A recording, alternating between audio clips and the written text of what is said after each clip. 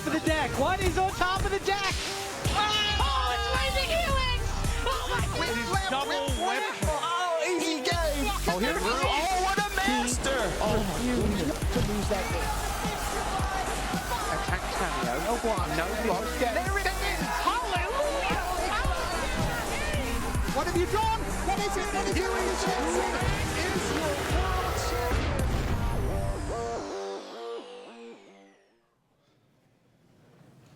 Hello and welcome to coverage of Pro Tour 25th anniversary. Rich Hagan, Maria Bartholdi, and Paul Chian hanging out with you, and it is time for our semi-finals. Let's take a look at our bracket as to what we'll be showing you today. 4 teams coming in. Of course, only one can come out as the champion. All right, for our first set of semifinals, here we've got the team of Wu, Hull, and Orange versus Gregoir, Neirnyck, and Paelt. Let's take a look first at our top team there, Wu, Hull, and Orange, Alan Wu. Why don't we meet him and see what he is all about? He's 24 years old, from the United States, almost $20,000 in lifetime earnings, a silver pro. He does have a first in a Grand Prix Albuquerque in 2016. And he's playing Legacy. Which deck is he bringing to the table? Well, it's none other than Death and Taxes. It's actually my favorite Legacy deck. Really cool deck, trying to stop other people from doing the very unfair things that they want to do. Why don't we meet Ben Hull? Let's take a look at Ben Hull. He is from Canada, 35 years old. This is actually his second Pro Tour top 8. His first was at Pro Tour Kaladesh, and he will be playing Hollow One. He is in the modern seat. And if you've ever played against Hollow One, you just got to ask yourself one question: how many Hollow Ones will I be seeing on turn 1? We'll find out in a little bit. Finally, Greg Orange. This is his first Pro Tour top 8, 25 years old, lives right here in Minneapolis, and he is on white-blue control. There you see it. Teferi, Hero of Dominaria. Greg thanked him personally yesterday for getting him this far in the tournament. All right, Paul, which of these 3 decks do you want to focus on? I'm going to go with a white-blue control. Oh, what a surprise. Oh, big surprise. Yeah, I mean, this is, you know, it's been a while since we've seen, you know, a control deck actually just be very, very viable, be one of the top decks in the format. And Greg Orange, you know, when he's going into a tournament, he's locking in a control deck, Absolutely. whether it's good or whether it's completely unplayable. Very similar to Guillaume Afotapa. Anytime you see him in a tournament, you see a control deck. And yeah, if you take a look here, you have kind of your traditional blue-white control shell. It's got 4 Teferis as a win condition. And he's playing 1 copy of Torrential Gearhulk. For a little bit of value, it does go well with the Hieroglyphic Illuminations in his deck. But outside of that, you know, the primary win condition here is play Teferi, take over the game, Emblem Teferi, and then just, you know, deck your opponent with Teferi tucking itself. All right, great stuff. So that's one side, but it always takes 2 teams to make a match, and we are going to go to the Belgians. Here's Christophe Gregoir, 34 years old, the guy who really bridges the gap from the Belgian teams of old, Moraine, Libert and co. from the mid-2000s through to this next generation. He's 34, $26,000 and more. His second Pro Tour top 8 made the top 8 of Honolulu 2009. What's he playing? He is playing Eldrazi Stompy in Legacy. That is a lot of big things made essentially a little bit undercosted by various means. So that is the plan for Christophe Gregoire. The middle seat, it's modern. It's Branko Neirynck. Let's take a look at him. 29 again from Belgium, 3 Grand Prix top 8s. He's a silver pro looking to rack up the pro points here on day 3. And he is playing this deck. It is humans, very, very popular in modern. Reflector mages, Mantis Riders, Noble Hierarchs, Meddling Mages. Chris Pecula, the original Meddling Mage, was here this weekend. Did very nicely, thank you. So that's the middle seat, Branko Neirynck. And then in standard, Thomas Paelt. There he is, 31. The least experienced of the 3, but still 29 lifetime pro points. This is his first Pro Tour top 8. He has a Grand Prix top 8. And in standard, he is going to play white-blue God-Pharaoh's Gift. So pretty interesting deck. Many of you will have played against God-Pharaoh's Gift. Paul, again, pick a deck. Which format do you want to focus on here? Not going to go with the white-blue deck this time. I want to go and talk about Eldrazi Stompy. Now, this is a deck that really showed up in much larger quantity than I kind of expected going in. I thought there was going to be a wide swath of decks, but Legacy is, of course, also a format that's not as tested, right? And if you have a team and you have a group of players who are not necessarily as prepared for the tournament, I'm not saying Gregoir wasn't, a lot of players opted to play this deck because, frankly, this deck is incredibly powerful, and all you need to do is just curve out, and there's a lot of redundancy built into the deck. You have Eldrazi Temple, you have Ancient Tomb, you have City of Traders, and Ayavugan. It's basically the modern version of the Eldrazi deck we saw, but with even more lands that tap for 2 mana. All right, let's take a look at our matchups that we'll be seeing throughout the day here. And Paul, I want a little bit of your analysis on how you think these are going to go. So first up, let's start in the Legacy seed. Alan Wu on Death and Taxes versus Eldrazi Stompy. Which of these decks do you like and why? I think I'm going to give the edge a little bit to Alan Wu's Death and Taxes deck. The deck just has, Stoneforge Mystic getting Batterskull, which is really, really difficult to deal with. Flicker Wisp does an excellent job matching up against Endless One. You just target the Endless One and it just comes back and it just dies. And also Chalice of the Void for 1 sometimes is not as brutal. It's very good against a lot of different decks, primarily the Delver decks, but there are enough workarounds in the Death and Taxes deck where that doesn't just end games like it does in other formats. All right, how about Modern here? Ben Hull on Hollow One versus Branko Neirynck on Humans. Tale as old as time. Not Right. really. It's actually a fairly new tale, but Right. it's pretty interesting. Coming into this tournament, I think these were kind of 2 of the primary decks that a lot of people had to test for. And I think in the head-to-head, I have to give the edge a little bit to the Humans deck. The reason being is that the Humans deck have multiple ways to interact with the creatures that the Hollow One deck plays. You have cards like Reflector Mage, but on top of that, it has the ability to just make all their creatures gigantic. You have the combination of Thalia's Lieutenant with Phantasmal Image, and even a turn 1 Champion of the Parish can quickly become bigger than the Gurmag Anglers that the Hollow One deck can play. And finally, in Standard, White-Blue Control versus White-Blue God-Pharaoh's Gift. Which White-Blue deck is going to come out on top? I think for Game 1, White-Blue Control is generally just one of the best decks to play in the format. So I'm going to give the slight edge to Greg Orange on the White-Blue Control deck. Also, never going to doubt Greg Orange when he's playing a control deck. And Game 1, the White-Blue Control deck just has the tools to beat everything. All right, so it sounds like it could be a tight one. The players behind us are already in the feature match area. All the drama getting ready to ramp up here on $1 Million Magic Weekend. It's time for our first semi-final of Pro Tour 25th anniversary.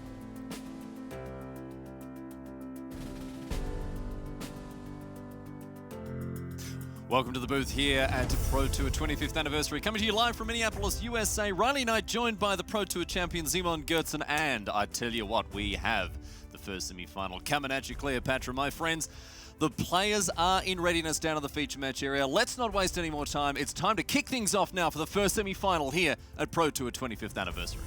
Oh, it's lazy helix! Oh my god! Easy game. He didn't look and that was it! What have you drawn? What is it? What is it? What is it? Huey Jensen is your world champion.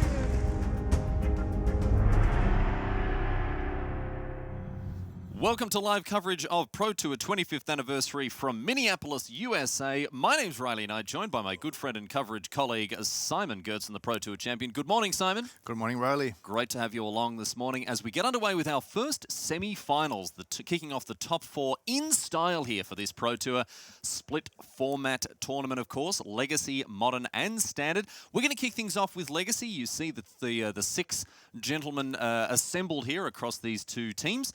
We've had our teams broken down by the team at the desk. Just to bring you up to speed once again, it is Hull, Orange and Wu on the left, and Gregoir, Neirynck, van der Paelt on the right. We're going to have a chat about all 3 decks, all 3 formats, and all 6 of these blokes throughout the round. But let's kick things off with Legacy here. Simon, we are looking at an unusual matchup between Alan Wu and his opponent here. Alan Wu playing Death and Taxes. We saw him pilot this deck masterfully throughout the Swiss portion of the tournament. Really didn't give away too many percentage points to his opponents.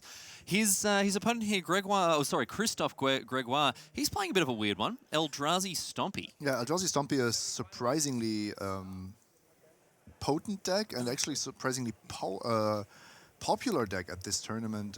Paul just said it. He thinks that this was a safe choice for a lot of the players coming here to choose a Legacy deck.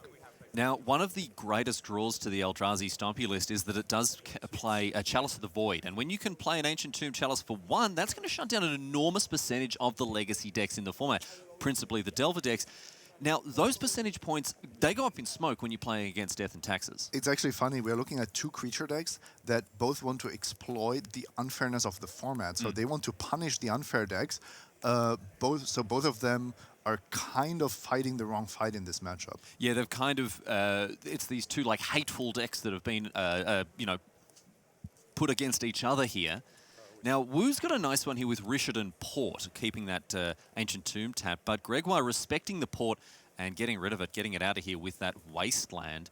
Wu's hand pretty well set up towards the late game. He's got Swords to Plowshares in order to tussle with opposing creatures, and some Flicker Wisps as well, which, as pointed out, have unusual upside against cards like Endless One. Yeah, that's a good one.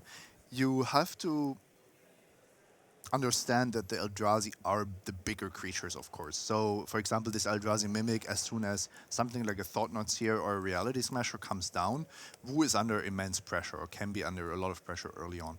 He needs to leverage everything his deck has to offer, especially, I think, Swords to Plowshares and Stoneforge Mystic are going to be very valuable. Walking Ballista now. The next play for Gregoir. He only has access to 2 mana, of course, thanks to, once again, the Rishadan Port. City of Traitors, you see. Another what we call Soul Land, named after the card Soul Ring. A land that produces 2 colorless mana, but both of these cards come at a steep cost.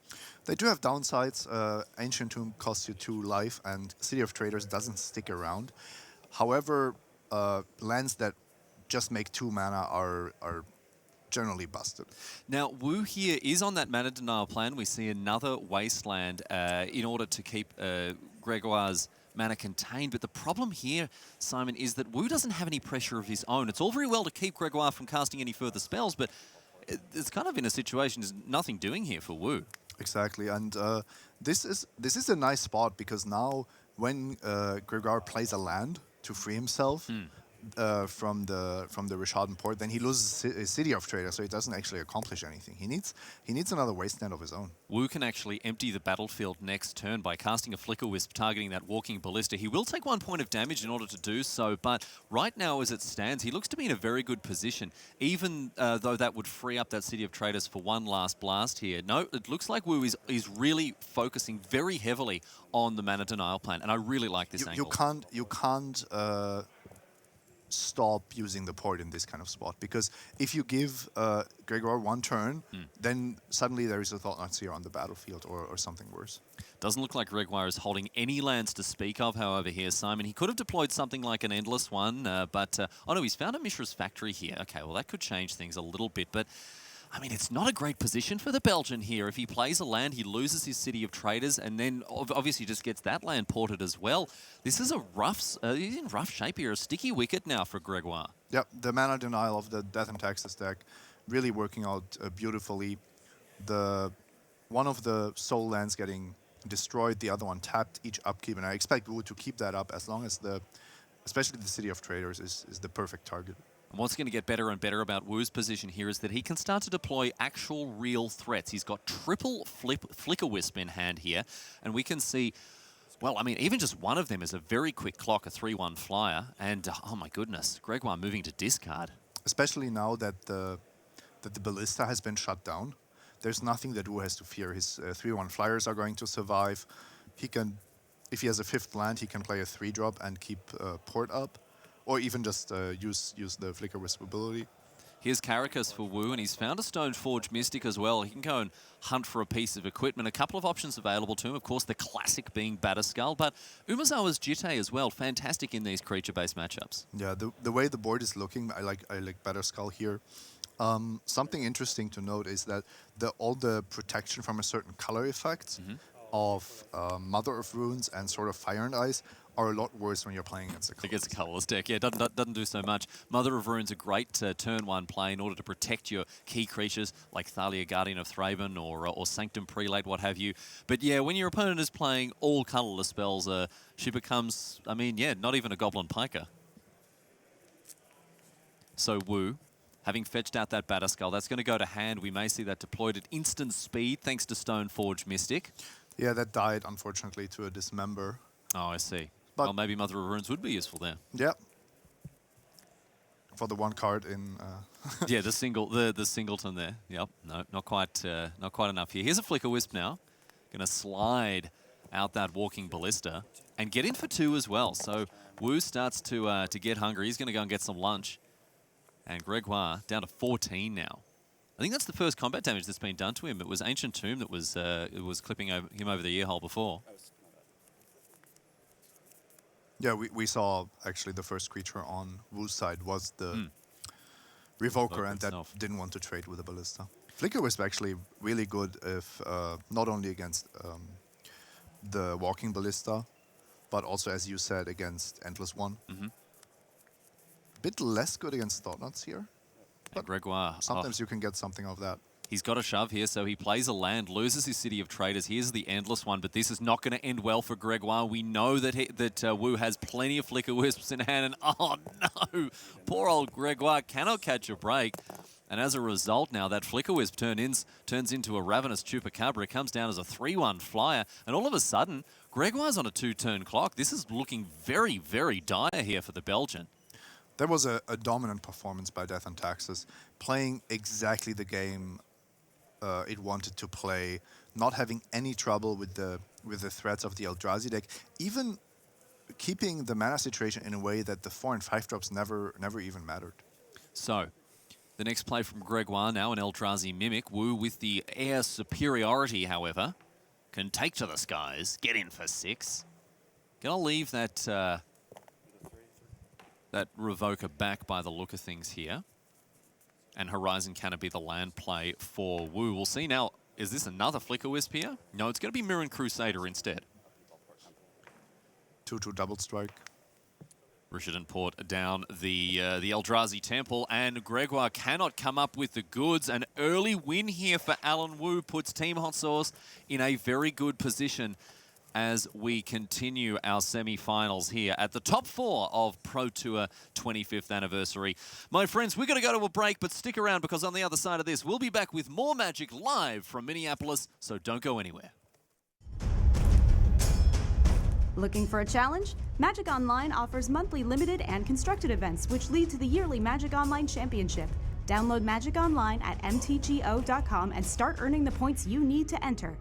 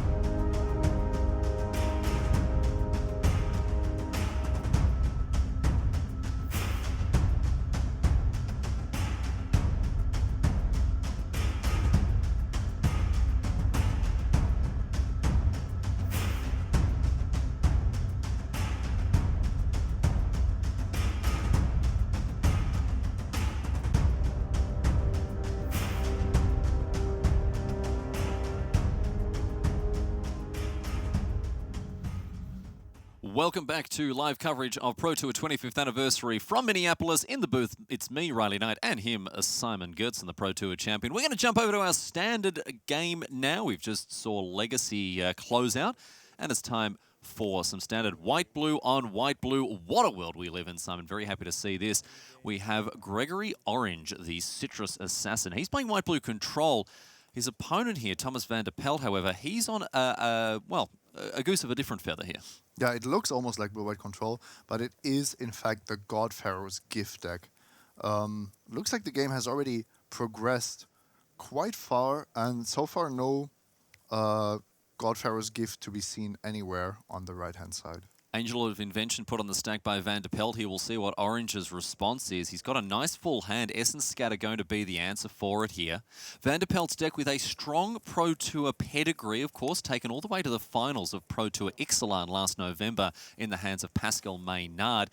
And I have to say, Simon, the deck has hardly changed since then. Barely any new cards. This one really is a relic of what will soon be in the past. This deck is not going to survive rotation, but I tell you what, while it's lasting, certainly still putting up the numbers. I agree. It's the kind of deck that is so clearly defined by its combo card, by its God-Pharaoh's gift, that you cannot just change the core of the deck in a massive way. You can decide if you want to play white for Refurbish, or if you want to play, for example, black, now that Stitcher Supplier is legal, but in the end, your main strategy and the creatures you're reanimating stays the same. Van der Paelt has done very well, as indeed has the rest of the Belgian team. They had a bit of a quiet weekend when it came to coverage, and the reason for that, Simon, is they started out at 0-2, improved to 2-3, and then have not lost a match since. An incredible late run, but kind of flew under the radar there for us on team coverage. Of course, if it takes, if you start with that kind of record, we are not gonna put the spotlight on you. Oh no, because it's just so unlikely to make the top 4. Here's an Angel of Invention. This one might have a better shot of things. No, it looks like Orange has plenty of answers for it. Another copy of Syncopate in his hand, and a Fumigate should he choose to let it resolve and just clean up the mess afterwards. We'll see what he wants to do. But yes, the Belgians avoiding the spotlight yesterday, but I tell you what, they've been thrust in it in no short order on the Sunday of a Pro Tour, which I tell you what, it's a good spot to be in. Good spot to be in. And these 3 players do have Pro Tour experience. Van der Paelt, the least amount, but especially Christophe Gregoir, he has been a Belgian pro player for years and years. Yeah, a very appropriate thematic link with the 25th anniversary Pro Tour. You know, we've been exploring the past, the present, and the future of Magic, and Gregoir is kind of a bit of a link to the past in that way. You know, he was a part of that big, hugely dominant Belgian Magic scene back in the mid-2000s, in the first decade of this millennium. And now he's back at it. Another Pro Tour Sunday finish for him, and he'll be very, very happy to be back on top of the game. Up goes to Ferry here for the Citrus Assassin. Looks like we're going to get these tokens sorted out here from this Angel of Invention. Critical component of the God-Pharaoh's gift list. If you haven't seen this deck before, obviously it all revolves around God-Pharaoh's gift, reanimating specifically Angel of Invention as a 4/4 hasty flyer that brings along some friends. But it has another mode as well, as we're seeing here with Van der Paelt just playing an honest-to-goodness mid-range strategy. But, well, Fumigate has other ideas here. The key for Orange is not to let God-Pharaoh's gift enter the battlefield, or immediately deal with it, for example, with a cast out. Which he's got one copy of in hand, in addition to Disallow, Syncopate, Blink of an Eye, Settle the Wreckage also hanging out in there. Looks like Orange really has a nice little toolbox where, you know, more or less any problem you're going to throw at him, he's going to be able to solve it. Angel of Invention. That might bait out a counterspell here. Could be the Disallow, could be the Syncopate, or Orange could just be happy to let it resolve. Plenty of options here for the Minnesotan.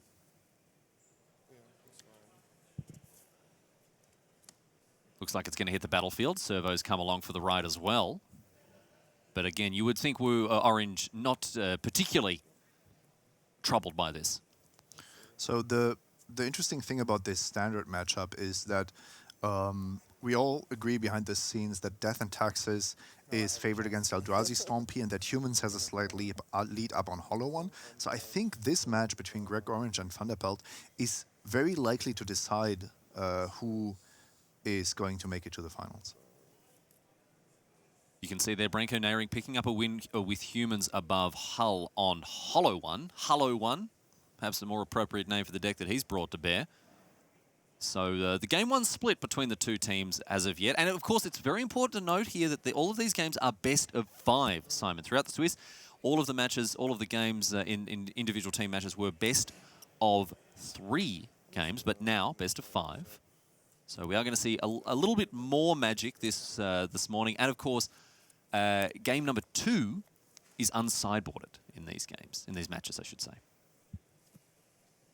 Teferi continuing to dominate the board here.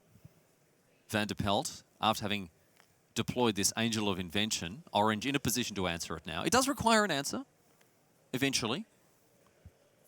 And if Orange wants to protect his Teferi as well, he's going to need to keep the Angel contained. Let's have a look at what Van der Pelt's attacks are going to be here. Looks like everything's going at Teferi. Or is it just the servos here, keeping them back in fear of Settle the Wreckage? Yeah, it looks like Van der Pelt is playing around that. Well, Orange giving careful consideration to playing this instant speed sweeper. And yes, indeed, going to fire it off here. So away go the servos. You can tell how far he's ahead. He doesn't even have to be careful with his resources here.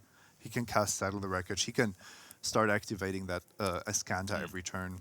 We've talked about this throughout this weekend, the very, very powerful interaction between Teferi, the hero of Dominaria, and Azcanta, the Sunken Ruin. Essentially, with an active Azcanta and a Teferi, you're drawing 4 cards a turn, and there's no deck in Standard that can keep up with that. Exactly, and Orange didn't even have to do that because his hand is already full of counter magic and answers. 6 cards in hand, Syncopate, Negate, Disallow. Oh my goodness me. Look at this. What a man. What a man and what a deck. Orange really just in a position to put the finishing touches on the on this game here. Van der Pelt's hand not set up to fight into the late game. Minister of Inquiries and a Negate here. Charter Course resolving now. Going to draw 2. Got a couple of other options to work with, I suppose. But, I mean, what sequence of cards puts him back in this match? It's going to be really, really difficult now that the game has progressed to this stage. The game is still going on, but Teferi and Azcanta have basically locked it down. Now, in this kind of situation, you are definitely not eager to concede prematurely. So I expect Van der Pelt to keep playing, and he has some tools. For example, if he manages to just filter through his deck and draw the God-Pharaoh's gifts and ways to get it back from his graveyard. So just asking over and over again, do you have an answer for this artifact? Do you have an answer for this artifact? My hunch is that Orange will have an answer for all of them. Over and over again, yes, indeed. That's exactly what this white-blue control deck is set up to do. Maybe a little bit perplexing for newer players, Simon, to exactly get their head around what this deck is attempting to do. It's a weird deck to look at if you're used to, you know, slamming and jamming with big green monsters or red dragons and what have you, because it plays exactly one creature, Torrential Gearhulk, and even then, that's mainly played as just a concession to the round clock a lot of the time. The principal way for this deck to win is with the card you see on your screen, Teferi, the hero of Dominaria, which can win a game on its own. It prevents a control deck from ever decking out thanks to its -3 ability. And of course, its ultimate will end games very quickly, exiling the entire board of any opponent.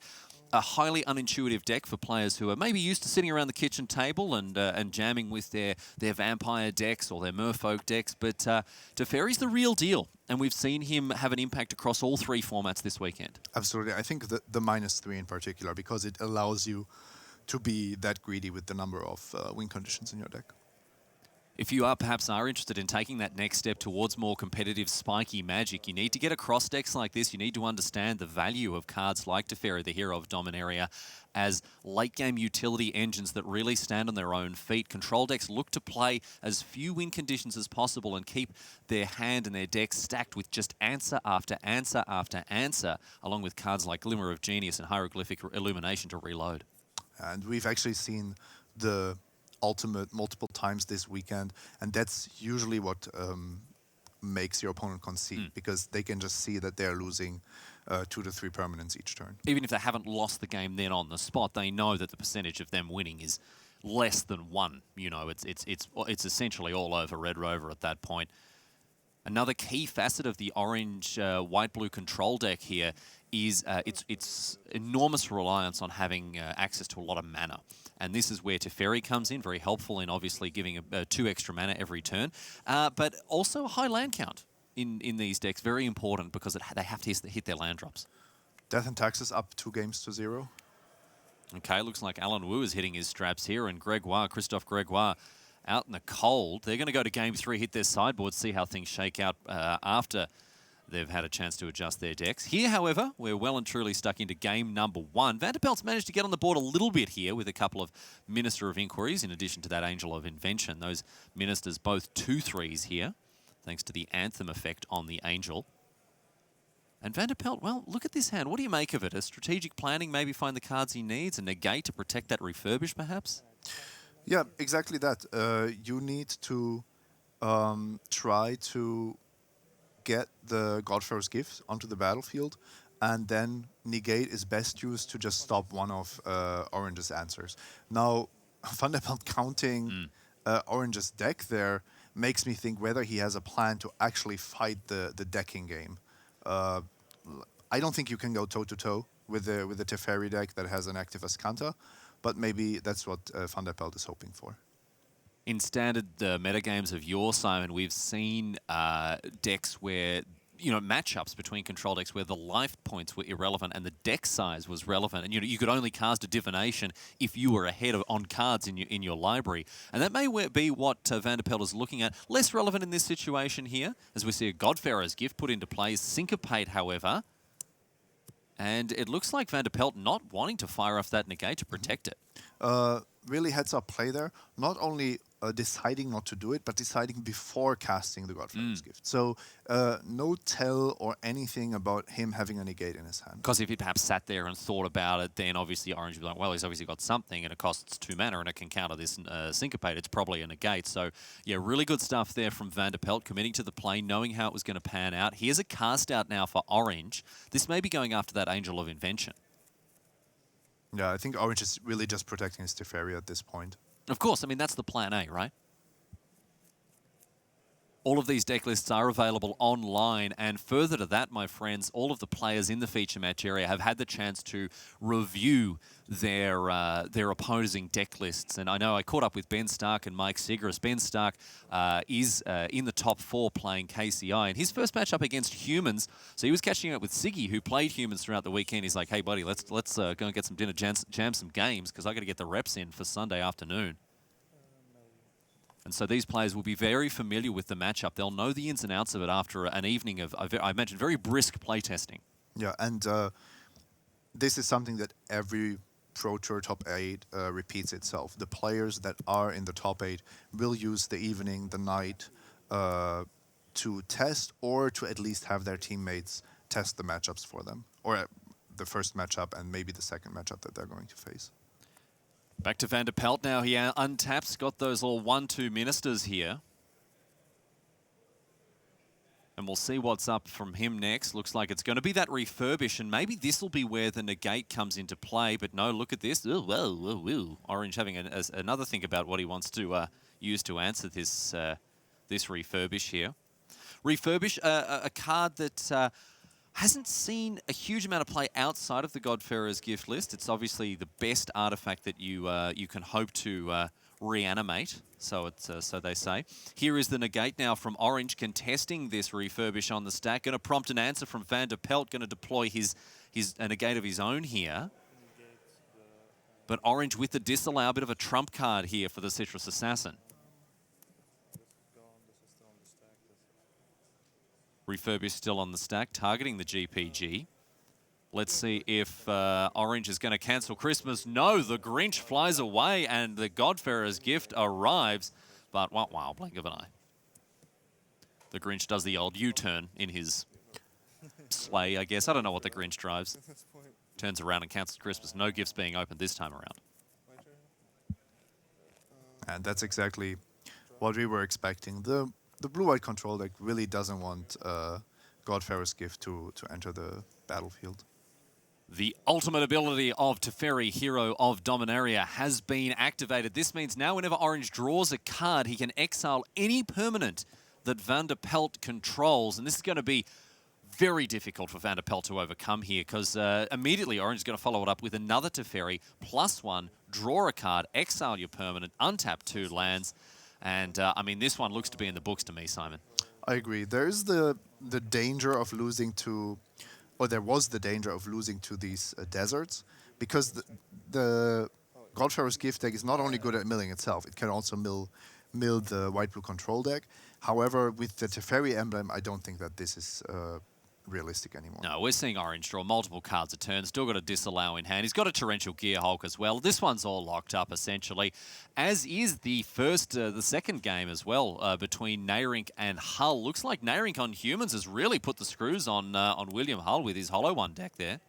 Yeah, I wasn't expecting it to be that clear, but both of these teams understood that in Modern, the humans deck is favored against Hollow One. I think mostly the speed, but also then the Reflector Mages. It's something where if you're not scared of a turn 1 4/4 with your deck, then suddenly the Hollow One deck is not as scary anymore. Quick apology to Ben Hull there. I did call him William Hull, who was, of course, is not a Magic player. He was an American revolutionary and a governor of Michigan in the 18th and 19th century. So would have played Magic had it been available. An easy mistake to make, yes, indeed. So no, I do apologise to Ben Hull. But now Orange in a position to really close this one up. And it won't be too long before these guys are shuffling up for game number 2 here. Von der Paelt going through the motions. You can see that Orange has gone through most of the cards in his deck by this stage. But of course, not at a danger of milling out. This is the decking, milling out, what we call it when a player runs out of cards in library. Because Teferi, of course, every turn can tuck himself back in and be drawn again freshly for the turn. So as long as Orange keeps it one active Teferi around, he can never lose this game. Well, there are the deserts that can. Oh, build him. sure. So some care has to be taken, especially with the. Sure, there's Disallow, but it's really difficult to interact with the activated ability. Hello, look at this. Van der Paelt going after Orange's library here. He's got another Ifnir Deadlands. Oh, sorry, he's got another Ifnir Rivulet here as well. And Orange is going to cast a Torrential Gearhulk here in order to fix this particular problem. Not a bad one to cast when we see memory. Commit to memory, shuffle your graveyard into your library again. So the mill-out plan for Von der Paelt, not going to get it done. I love the way that he tried to find a way forward, but ultimately not enough for him there. A weird interaction between Torrential Gearhulk and Commit to Memory, but hey, it's enough to get Gregory Orange, the Citrus Assassin, across the line, and he's very, very happy with that performance there, Simon. So do you think Van der Paelt conceded because he wasn't decking out Greg Orange, or because also 7 of his permanents were getting exiled? Could have very much been a little bit of column A and column B, but yeah, I didn't even think about that with the Time Twister effect. Yes, of course, comes along free 7 free Vindicates as well. So not a bad day in the office there for Gregory Orange. We're going to jump across to another table just as soon as things are set up and ready. You're watching live coverage of Pro Tour 25th anniversary out of Minneapolis, USA, with me, Riley Knight, and with him, Simon Gertzen. And it is a great pleasure to have your company. Thank you for choosing to spend your weekend with us. Plenty more Magic to come in this $1 million weekend. We've got another semi-final up after this. And then, of course, we'll be crowning a team of Pro Tour champions before the day is out. A couple of other little special features coming your way throughout the day. We've got a special segment during lunch, Simon. The Enter the Battlefield guys have put together a segment on the alpha playtesting team, and you're not going to want to miss that. The Enter the Battlefield, one of the real highlights of Magic content. And just after that, well, look, I don't want to say too much about it, but let me just say, without any shadow of doubt, you are going to want to be around as we come back from the lunch break here. You are not going to want to miss what takes place in the feature match area after we come back before the next semi-final. It's a blink and you miss it moment, my friends. It's only going to last a couple of minutes, but make sure you are locked in to twitch.tv/magic as we come back for the second semi, because I tell you what, it's going to be a huge moment. We are going to check in with Modern now. We haven't seen any Modern so far today. Branko Neirynck and Benjamin Hull, not to be confused with the former governor of Michigan, here on humans, 5-color humans, facing off against Hollow One. Now, Hollow One went down 0-2 in the first games. Do things change a lot post-board for these decks, Simon? Regarding the number of cards, it's actually not that much. But having access to Grim Lavamancer after sideboarding does make your matchup better from the Hollow One side. Branko Neirynck here examining his opening hand. Certainly very much the aggro deck du jour for Modern, this 5-color humans concoction. Breaking out into tournament magic with the Ixalan block, thanks to Kitesail Freebooter and Unclaimed Territory, really putting this deck on the map in a major way here. But Hollow One, I'm not even going to say the new black, because it is the, well, kind of the old black to the Vengevine deck we've seen this weekend, but it had its breakout performance at the last Modern Pro Tour in Pro Tour Rivals of Ixalan. I remember being glued to the screen, just trying to find out how many Hollow Ones there will be this time around, because some of these draws were just completely absurd. Looks like it's going to be 0 this time around on turn number 1 with a Grim Lavamancer. Nice interactive option here for Hull, who does need to contain the creature-based strategy employed by the 5-color humans list. And Grim Lavamancer is perfect to do that. There are some creatures that will not die to the Lavamancer, but just picking off approximately half of the humans deck with a recurring Lavamancer activation is huge. Neirynck with a Seachrome Coast, but no turn 1 play from him. Oh, nope, okay, spoke too soon. Here's a Dismember to remove the Grim Lavamancer there. Obviously, Neirynck showing a lot of respect to the Grim Lavamancer, wanting to get that out of here real quick. Oh, there's a Hollow One. So Faithless Looting is going to discard ones. 2 cards, and it looks like Hull will be able to deploy at least one of them here. Depending on if he has, for example, a Street Wraith, we might actually be seeing both of them. We could see both of them, yes, of course, because the Hollow One is reduced in cost by 2. He's discarded one of them? Blasphemy. What is this? I don't think he understands his deck, really. What is going on? He could have cast that Hollow One. He could have had it on the battlefield as a 4/4. No, he's just content with casting one of them, and then if you've already deployed a lot of your discard spells, then you know that Hollow One is actually one of the weaker creatures in your hand. Well, I tell you what, this cuts against the grain. I've never seen anything like this before. It's a premium threat you want to keep in your hand, but Hull, he's on another level as we see Hollow One number 2, Hollow 2 perhaps. As the first one, the alpha build, is chucked in the bin. Mm-hmm. Unbelievable. Still no hands though. We'll move on now to Neirynck's next turn, see what he's up to. Phantasmal Image, Copper, your Hollow One. Here's Hollow One V3.0. They still haven't patched those hands. No, also has some flaws if it gets targeted. Yes, this. Oh yeah. Version 3 was a very unstable build, riddled with bugs, and we see there. Yeah, look, a clear error being destroyed by a 3 damage spell. Phantasmal Image, a really effective way for Neirynck to exploit the spell-like properties of many of the creatures played in the humans list, but does come with that significant downside, targeted by anything at all, and it goes to the bin. Here's Reflector Mage now. Going to pop that Hollow One back up in the hand. Still ironing out all of those the bugs there in the Hollow One. Can't seem to fulfill its intended purpose of cracking in for 4. But Flamewake Phoenix is having no issues whatsoever getting across into the red zone. No, and now Neirynck is already in single digits. What we've seen in these games usually was that you require a Mantis Rider to do 2 things: to win the race by dealing 3 points a turn, but also to hold off the Flamewake Phoenix, or even better, the Flamewake Phoenix being forced into the 3/3 each turn. Now, here's a weird one out the board. It is Auriok Champion. This is a card that rewards you for when your opponent is playing red spells, and very, very good in a format filled with decks like Burn. Yeah, the protection ability is really key, of course, in a lot of the matchups. And of course, whenever a creature comes into, as you can see there, whenever a creature enters the battlefield at all, you gain a life. Mm-hmm. Not just against. It's not just the Soul Warden when the one that you control. It's a Soul Warden that doesn't die to black and red spells. Right.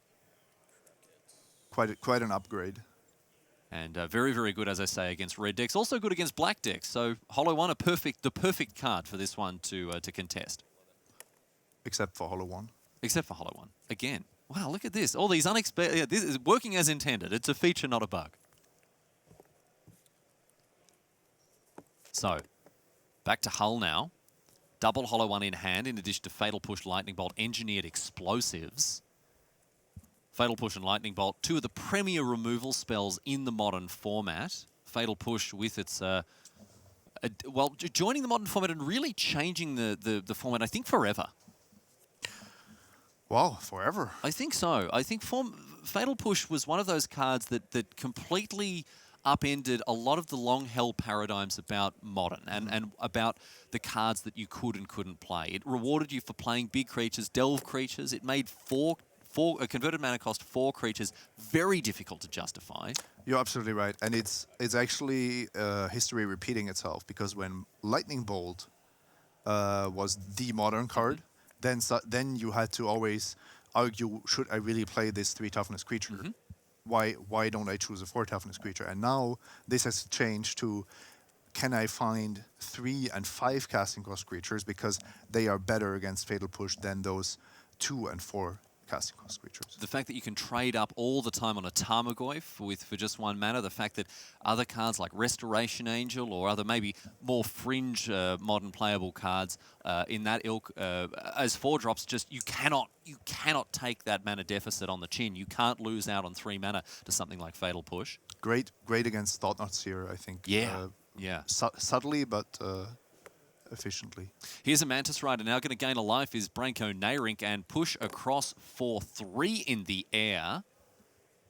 With Vigilance as well as Flying and Haste, very difficult creature to contend with, playing both sides of the battlefield very effectively indeed. But the double hollow one here from Hull means that he's the one with quite a fair bit of power and toughness on the battlefield. Yep, and it's colorless power and toughness. So the Auriok champion actually not doing all that much, as long as there's not a Bloodghast on the other side of the board.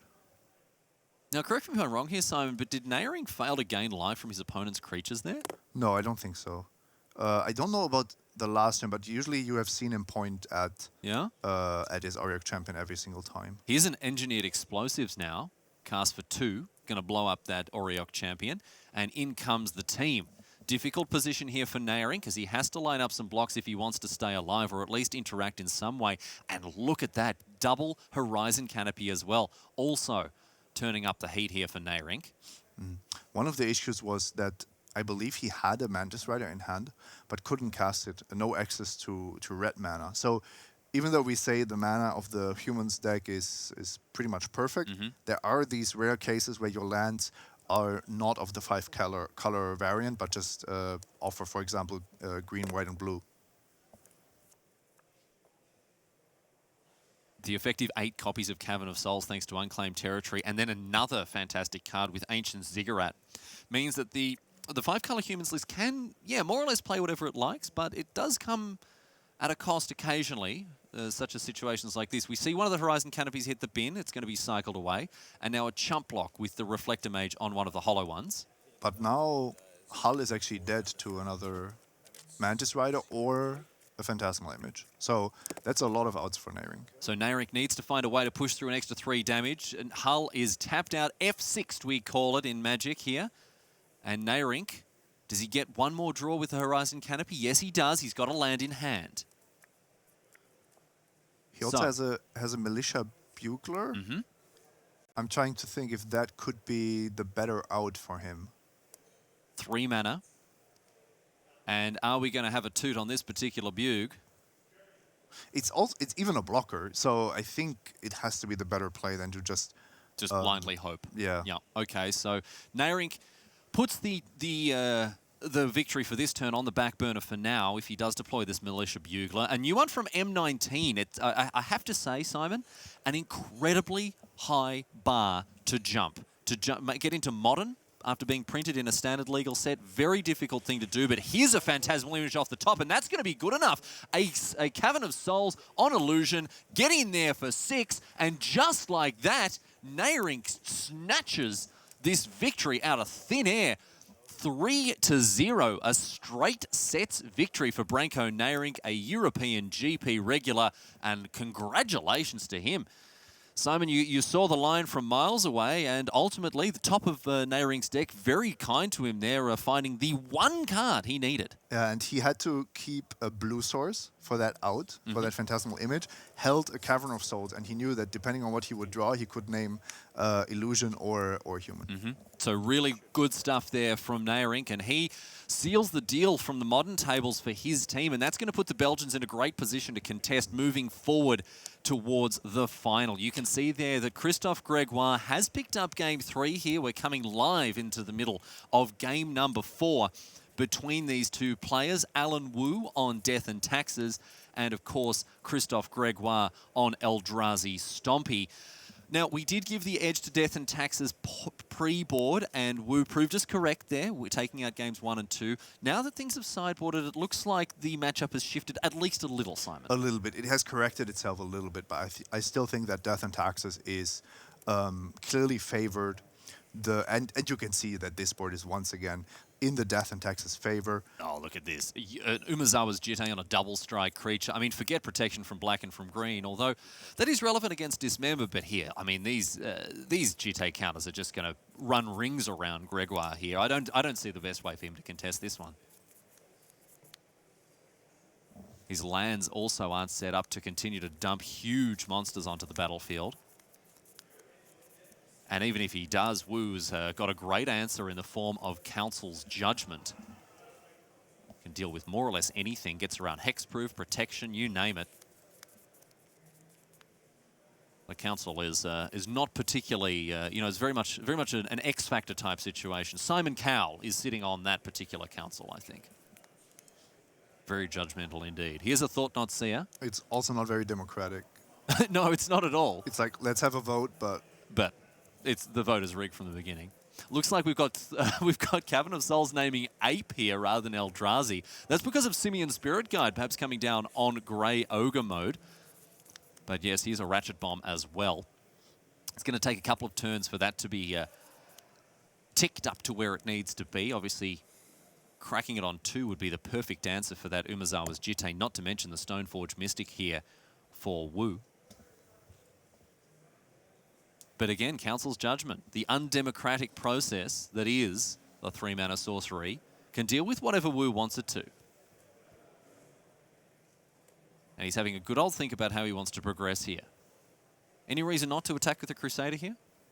oh, I don't think so. I mean, it will trade with the Thought Not Seer ultimately, but with 6 counters on the Jitte, it's very easy to avoid that. You can activate the Jitte in all kinds of manners, and it will survive. There are ways to activate Jitte and it will die, but I don't suggest gaining life at the moment.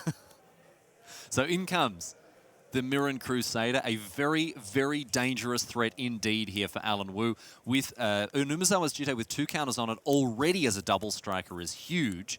Umezawa's Jitte, for those unfamiliar with the card, an absolute all-star. Banned in Modern, it is too good for the Modern format because of its versatility and the ease with which it can completely take over games. As we're seeing here now, pumping up your own creatures, removing the power and toughness of opposing creatures, and of course gaining life in emergency mode. So the Jitte had 2 counters? I think it should have 5, right? No, the thing is, I believe that Wu pumped his Crusader, but there was a way he can let first strike damage resolve, and then he would have to invest 2 counters to pump his creature twice, for example, and then he would get, in the end, he would get more counters. Ultimately, he would end up with more counters. He could have up to 4 on there. He basically lost out on a Jitte counter. We'll see if that comes back to bite him. Here's a Flicker Wisp now for Wu. Gregoir pops a counter on that Ratchet Bomb. And Eye of Ugin all of a sudden opens up, again, a lot of mana here for Gregoir. He's not out for the count just yet. A hand full of threats. He's got Thought Not Seer. He's got Matter Reshaper. He's even got Reality Smasher, the classic 3, 4, 5 punch, and the Eldrazi Mimic. He needs 4 arms to punch with all these cards. Endless One has arms for everyone. Yeah. If he had the Endless One, it would be perfect. The 1 through 5. But it's a little bit too late, right? When there's already a double striking creature that's basically you have to chump block it already. Oh, and rough stuff now here for Gregoir as we see the Thought Knot Seer reveal both Path to Exile and Council's Judgment. Now, Simon, traditionally with cards, for example, like Kitesail Freebooter, like Tide Scholar Huller, these cards that enable you to pick a card out of your opponent's hand, you almost always take the removal spell, because otherwise they'll just blast the creature you played with it. And they get it back when it dies. But in the case of Thought Knots here, you actually don't get the card back that you exile. So it's a little bit different decision-making process. But ultimately, Gregoire, unable to take enough answers out of Wu's hand to keep that 4/4 around, he couldn't take both removal spells, and so therefore the Path to Exile takes care of the Thought Knot Seer. And that's an attack for 20. Just like that. Or 22, depending on what Wu's doing there. Just like that, Umezawa's Jude pumping up an enormous double striking creature and taking Gregoire down from 19 to 0 in one fell swoop. A very tidy win, a very handsome win indeed there for Alan Wu, who, again, I think has impressed all of us here in team coverage with just his effortless mastery of the archetype he's chosen to bring to bear. Yep. We're gonna he missed the counter on his Jita, though. Ooh, okay. Forget it. Unwind everything. Take everything back. Yeah, I take it all back, ladies and gentlemen. We are also going to take it all the way back now to Standard. We did see Gregory Orange facing off against Thomas van der Paelt here. A long, drawn-out game one ultimately saw Gregory Orange emerge victorious. In game number 2, this is still game number 2. All the other matches are finished for this round, but it is just down to the game number 2 here between Van der Paelt and Orange. How are things shaping up there between these two white-blue decks for game number 2? Number 2 means no sideboarding yet, and we have to give these pre-sideboarded games to Greg Orange. We've seen that Van der Paelt had an interesting strategy for game 1, which was to mill out the white-blue control player who was already in super control mode with active Teferi and Azcanta, but in the end, the one copy of Commit to Memory spoiled that plan. And now Van der Paelt committing a search for Azcanta to the battlefield of his own here. His hand looks pretty good. Pretty good. He's got double refurbished, double charter course, and well, fumigate, a bit of a stinker there. But apart from that, looks like he'll be able to take Orange to task here with a lot of ways to threaten the GPG into the battlefield, ways to find the GPG with charter course, and just generally a good amount of velocity to keep the game on his terms. Yes. All of these things are correct and relevant. I think they have to appear much earlier in the game. They have to appear on turn 4, turn 5, turn 6, before Teferi is active, before Azcanta has been flipped, has been found. Because now you are sitting there and your whole deck has a single negate in it. Your opponent's deck is effectively negates and other counter magic every single turn. And as we have a look at the hand of Gregory Orange here, you can see that he's got plenty of interaction. It may be quite difficult here for Van der Paelt to get through all of these counter spells and removal spells, not to mention the backup to Fairy as well, in case the first one gets a hole in it. So let's see now with an activation of Field of Ruin. Field of Ruin, a favourite of many blue-white decks across both Modern and Standard there. Really nice card, absolutely. Bit of a game changer when it came to specifically the matchup in Modern for white-blue against Tron. That thanks to that and Spreading Seas, all of a sudden that matchup really turned on its head. And in Standard, it's also excellent against all of these utility lands, for example, Azcanta the Sunken Ruin. And here you can see how Greg Orange is implementing the same plan that we saw in game 1. Just total control over the game, with the Teferi being the one card that he needs to protect from damage. And then I fully expect him to -8 it as soon as he has the chance. So blessings be upon this house. The House of Orange here, as he plays an Archer of Orazka. And that's going to be another useful source of card advantage here for the Citrus Assassin. Over to Van der Paelt now, who is popping this island into the graveyard thanks to Search for Azcanta. And you can see a little whisper in the air here from Brainco Neirynck. Of course, the team's able to chat with each other, decide on the best course of action. And it's been very interesting to see some of the different team dynamics. Some of them very consultative, some of them really putting their heads together, and others just, you know, letting it be. Focusing on the task at hand, on their own games.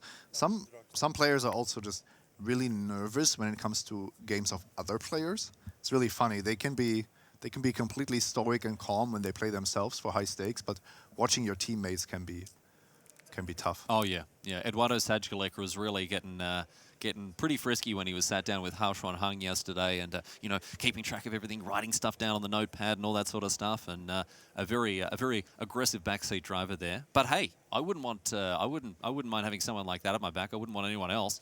Eduardo, a Platinum Pro, someone who really knows his way. A good finish for Team MTG Mint Card as well yesterday. And so now, Van der Paelt, after Neirynck has had a good chat with him about his way forward. Interesting, Simon, that they didn't flip the search for Azcanta. Yep, I agree. He's a champion of wits now. That's going to be embalmed, or eternalized even, I should say. I We'll see now Arch of Arazka activated. I assume knowing that they wouldn't want to activate it this turn anyway. And they honestly, they don't have that many cards that are actually relevant to find. They can find those refurbishes and the one negate, and that's pretty much it. Even something like a God-Pharaoh's Gift? Well, sure, but you are facing so many cards from the opposing side, you're not really hoping that God-Pharaoh's Gift is going to resolve and stay on the battlefield. So Orange draws a card with the Arch of Arazka there, but ultimately allows the Champion of Wits to hit the battlefield. That means draw 4, discard 2 here for Van der Paelt. Nice way for him to fill up his hand, which I tell you what is very, very full. Look at that. A lot of cards going on in there. Yeah, this game is not really about card advantage, or at least it's not about who has a card more or 2 cards more than the other. It's only about the very specific answers that that you need to stop what the other player is doing. Looks like Parliament is closed as the Essence Scatter removes the Minister from the equation here. And it's back over to Orange now with this single 4/4 on the battlefield to deal with. Teferi goes upstairs, finds a meandering river. But it's going to be Glacial Fortress now for Orange. I upgraded all of my Glacial Fortresses from the old M12 art, which I did have a soft spot for, but the Ixalan version is just, it's I think, strictly better. Still makes blue and white mana though, right? Well, with more style, I have to say. Here's a cast out. That's going to remove that 4/4 forever. It's gone. It's out of here. It ain't coming back no more. Tokens at a real risk to bounce spells, exile effects from enchantments. They aren't as resilient as their creature counterparts. And we are going to see now Azcanta the Sunken Ruin flip over to the other side. Ultimately, the search was successful. And they managed to dive beneath the waves and find the Sunken Ruin here. And the treasures that lie within, Simon. 4 mana now. And a refurbish. Must be a God-Pharaoh's Gift hiding out the bin. Yes, indeed there is. Let's see what Orange has to say about it here. Going to take his time to think about it, but look, is this going to just resolve just like that? It might resolve, and then the next time that Orange has to do something is before Van der Paelt goes into his combat step. Looks like he's going to do exactly that here, Simon, and deploy a cast out. Which means that the God-Pharaoh's Gift obviously triggering at the beginning of combat, so Orange will have done this during Van der Paelt's main phase. But check this out. Neirynck indicating to the second God-Pharaoh's Gift in hand, which of course, because they're still in the main phase, Van der Paelt can still deploy before combat begins. He's going to need to play another land to do it, however, but he's got the island. Search for Azcanta, the Sunken Ruin, also adding to the mana required, but this one is going to prompt the disallow.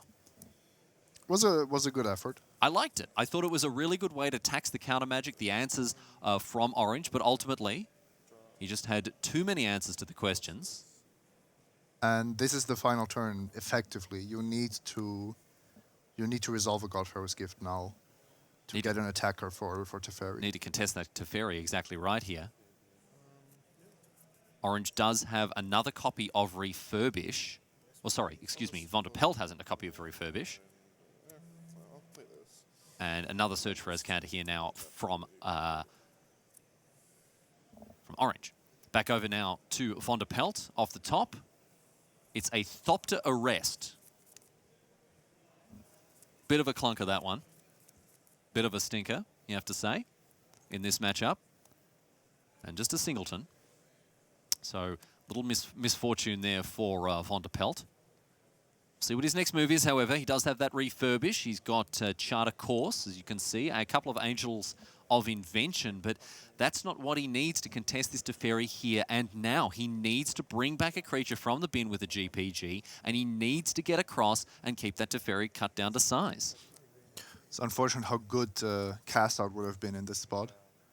Instead of Thopter Arrest, yeah.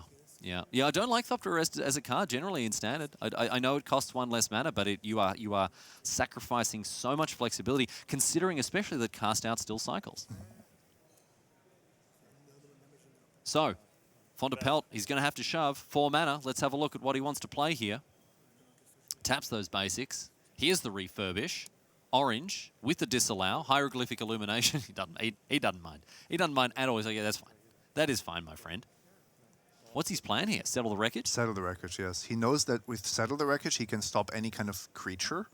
And then he still has counter backup for Negate or anything that would stop his Teferi from going off.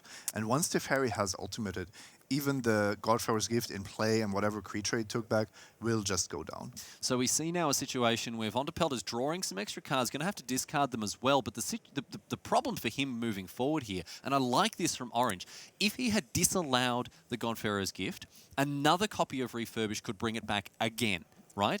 Instead, however, this Settle the Wreckage, it removes the Champion of Wits from the battlefield, and then once the Teferi ultimates, he can exile the God-Pharaoh's Gift, so it's never coming back. Yep, and that's exactly what he's going to do. Once the ultimate is there, we will see him focus almost exclusively on drawing cards, because there's nothing better than that when you have Here's a negate. The singleton negate, Simon, off the top, thanks to the search for Escanter. Now, obviously, Orange does have the Disallow. Doesn't look like Von der Paelt will contest any further. So a little flurry of counterspells there, but ultimately not enough of Von der Paelt as he goes and fetches out of Plains thanks to the Settle the Wreckage here. Yeah, unfortunately, we have to say one negate in the main deck, just not enough to really fight a fair fight.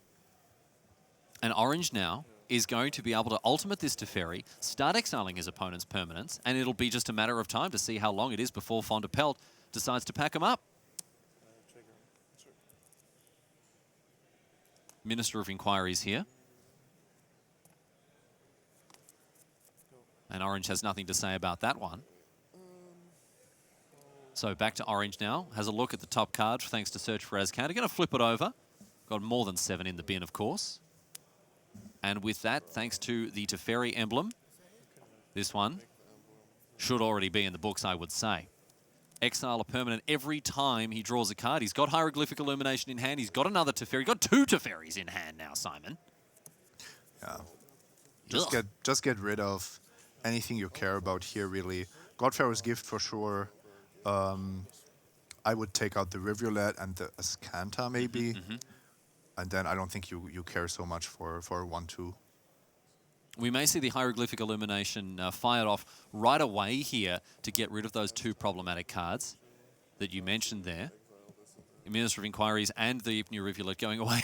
And look at this. Orange doesn't care about that as kind of the Sunken Ruin. What can he find with it? Exactly. He doesn't really have to care about it because it's not going to interact with his emblem at all. And if Von der Paelt wants to spend 4 mana to get an extra card or something like that, it's not going to help. Not a good sign here for Von der Paelt as he packs it up. These guys are going to game number 3. A very, well, I'm not going to say effortless victory for Orange. He did have to work for it, but I guess I mean, just one where he was never meaningfully contested. We came into a point where we were in maybe turn 6, turn 7.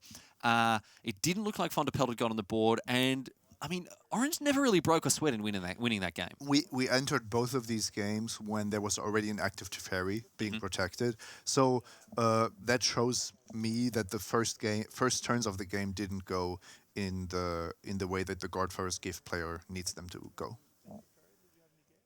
Let's see how things are going to switch post-board here between these two players. We'll kick things off with Gregory Orange on white-blue control. Looks like he's running a sideboard that has 3 copies of Lyra Dawnbringer, 2 negates, 2 Torrential Gearhulks to go with the 1 in the main, and 2 copies of Forsake the Worldly. From there, then on, it's just Singletons, Ether Meltdown, Fumigate, Jace's Defeat, Kefnet the Mindful, Nezahal Primal Tide, Sorcerer's Spyglass. An important thing that jumps off the page for me here, Simon, is that there is a much greater threat density in the sideboard than there is in the main deck. Yes, maybe not as important for this matchup because you're still trying to be an absolute control deck, but there is this, I don't want to call it transformational sideboard plan of Orange, but he has definitely a lot of ways to surprise opponents, something that's always valuable at the Pro Tour. Any cards here that immediately speak to you as being important or critical in this matchup?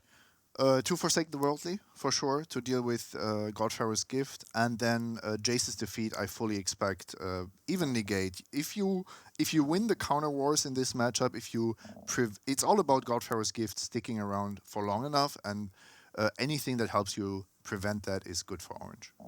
As we see there, some of the incredible Therese Nielsen art that is looming over this feature match area. Swords to Plowshares on one side, Force of Will on the other, 2 white-blue controlled, or 2 white-blue decks in the feature match area as we speak. A highly appropriate coming together of all these thematic elements here. Let's talk about the sideboard from Thomas van der Paelt. He also has Lyra Dawnbringer as a 2 of. 3 copies of Jace's Defeat, 2 negates, 2 baffling ends, 2 fragmentize, and then a couple of 1-ofs, Cataclysmic Gearhulk, Fumigate, Remorseful Cleric, and Thopter Arrest. Simon, your thoughts on this particular set of 15 cards? A little bit of the same, not a lot of cards that are really targeted at white-blue control, but a lot of counter magic. 3 Jace's Defeat and 2 negates. That's 5 more hard counters to win those counter fights. We might see some of the one-offs, some of the more situational cards, maybe a Fragmentize, depending on how much Van der Paelt wants to take out. He certainly has some creatures he never wants to see. For example, I think Sunscorched Champion against Thopter Arrest as well. Against blue-white control is just not worth it. But in the end, if you already bring in 5 counter spells, I could see that there isn't much more room for anything else. Well, we'll see how these players want to position their decks post-board. I think Jace's Defeat is going to be a really important card on both sides for these players here. 3 copies in the sideboard of Van der Paelt. And players who have been with us for a number of years, Simon, about half a decade or so ago, will remember the days of mono-blue devotion and when there was actual gainsay in the format and how that was just it was just counterspell. It was just a 2-mana counterspell in many matchups against white-blue. Jace's Defeat isn't quite on that level, but the fact that it counters more or less every single key card from Teferi downwards, it's really important. And having 3 copies of it, it's going to be fantastic here. Yes. We have to keep in mind that despite all this sideboarding, and these 5 cards are coming in for sure, Thomas van der Paelt will still have less permission, less counter magic available than Orange. So, because Orange has more of them and more card draw to find them. So if, for example, we enter this stage where there is an active Teferi and an active Ascanta, then the white-blue deck is still going to have inevitability. I want to make one more point here as well when it comes to sideboarding, Simon, here. Gregory Orange has much greater flexibility with his deck to reposition it, as you said. Not quite transform it, but what I'm trying to say here is he can take out and put in a great number more cards than his opponent.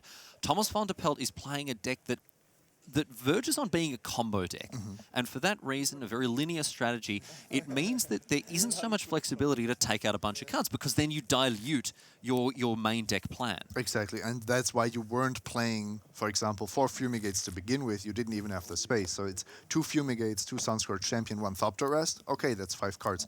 But after that, what do you really take out without diluting your main game plan? You know, you have to start shaving the strategic plannings, the charter courses, whatever.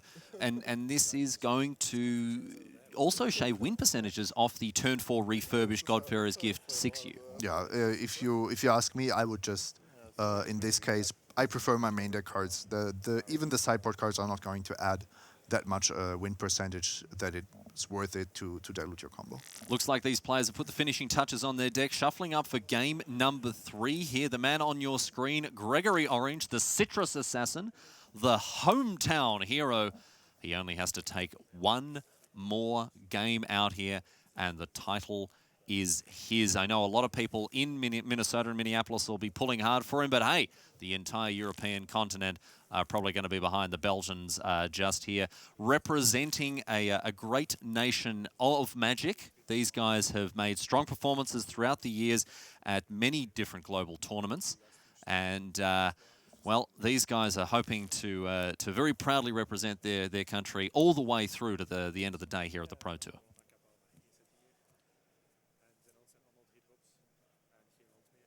As you may already have realised, we do have a 1-1 split between the matches on the other tables, of course. Alan Wu going up against Gregoir Christophe in Legacy. Death and Taxes emerging victorious in the hands of Wu over Gregoir Christophe's Eldrazi Stompy. However, the Belgians able to right that particular wrong in Modern, with Branko Neirynck cruising to a 3-0 victory against his opponent, Ben Hull, on Hollow One. So the 5-colour Humans deck proving a little too powerful in that situation.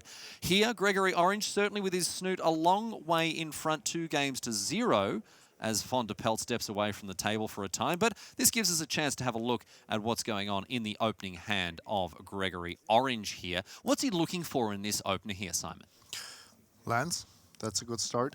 I think Search for Escanta is one of the premium cards to have in your opening hands. Not too many expensive spells. Even a Teferi is not something you're super happy to see. You really want to draw it later. And as far as I can make out, there is actually a nice mix of lands and spells. I see a Negate. That's a nice piece of security. And then the rest, the deck should just deliver. Looks like we're off to the races here for game number 3, potentially our last game here in the first set of semi-finals, if Gregory Orange can come up with the goods. Charter Course on turn number 2, our first play of the game here for Paelt. And we'll see what's up with Orange on his turn number 2. You mentioned that he has a Negate in hand. And I can see a Forsake the Worldly as well, so that's a nice pressure valve against that God-Pharaoh's Gift. It is, but I have to say Paelt's start already looks a lot better than what we saw the 2 other games.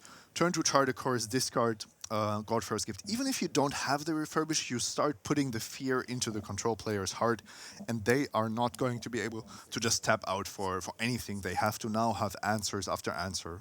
And now we see a Syncopate to remove the Champion of Wits. The perfect answer to Little Snaky Snake there, because of course exiling the Champion of Wits means it's not coming back. And here's Kefnet the Mindful. This is not a card that we see too often in Standard. A Brawl All-Star, of course, finding its way into many blue decks in the Brawl format. But in Standard here, again, another post-board threat for Orange here.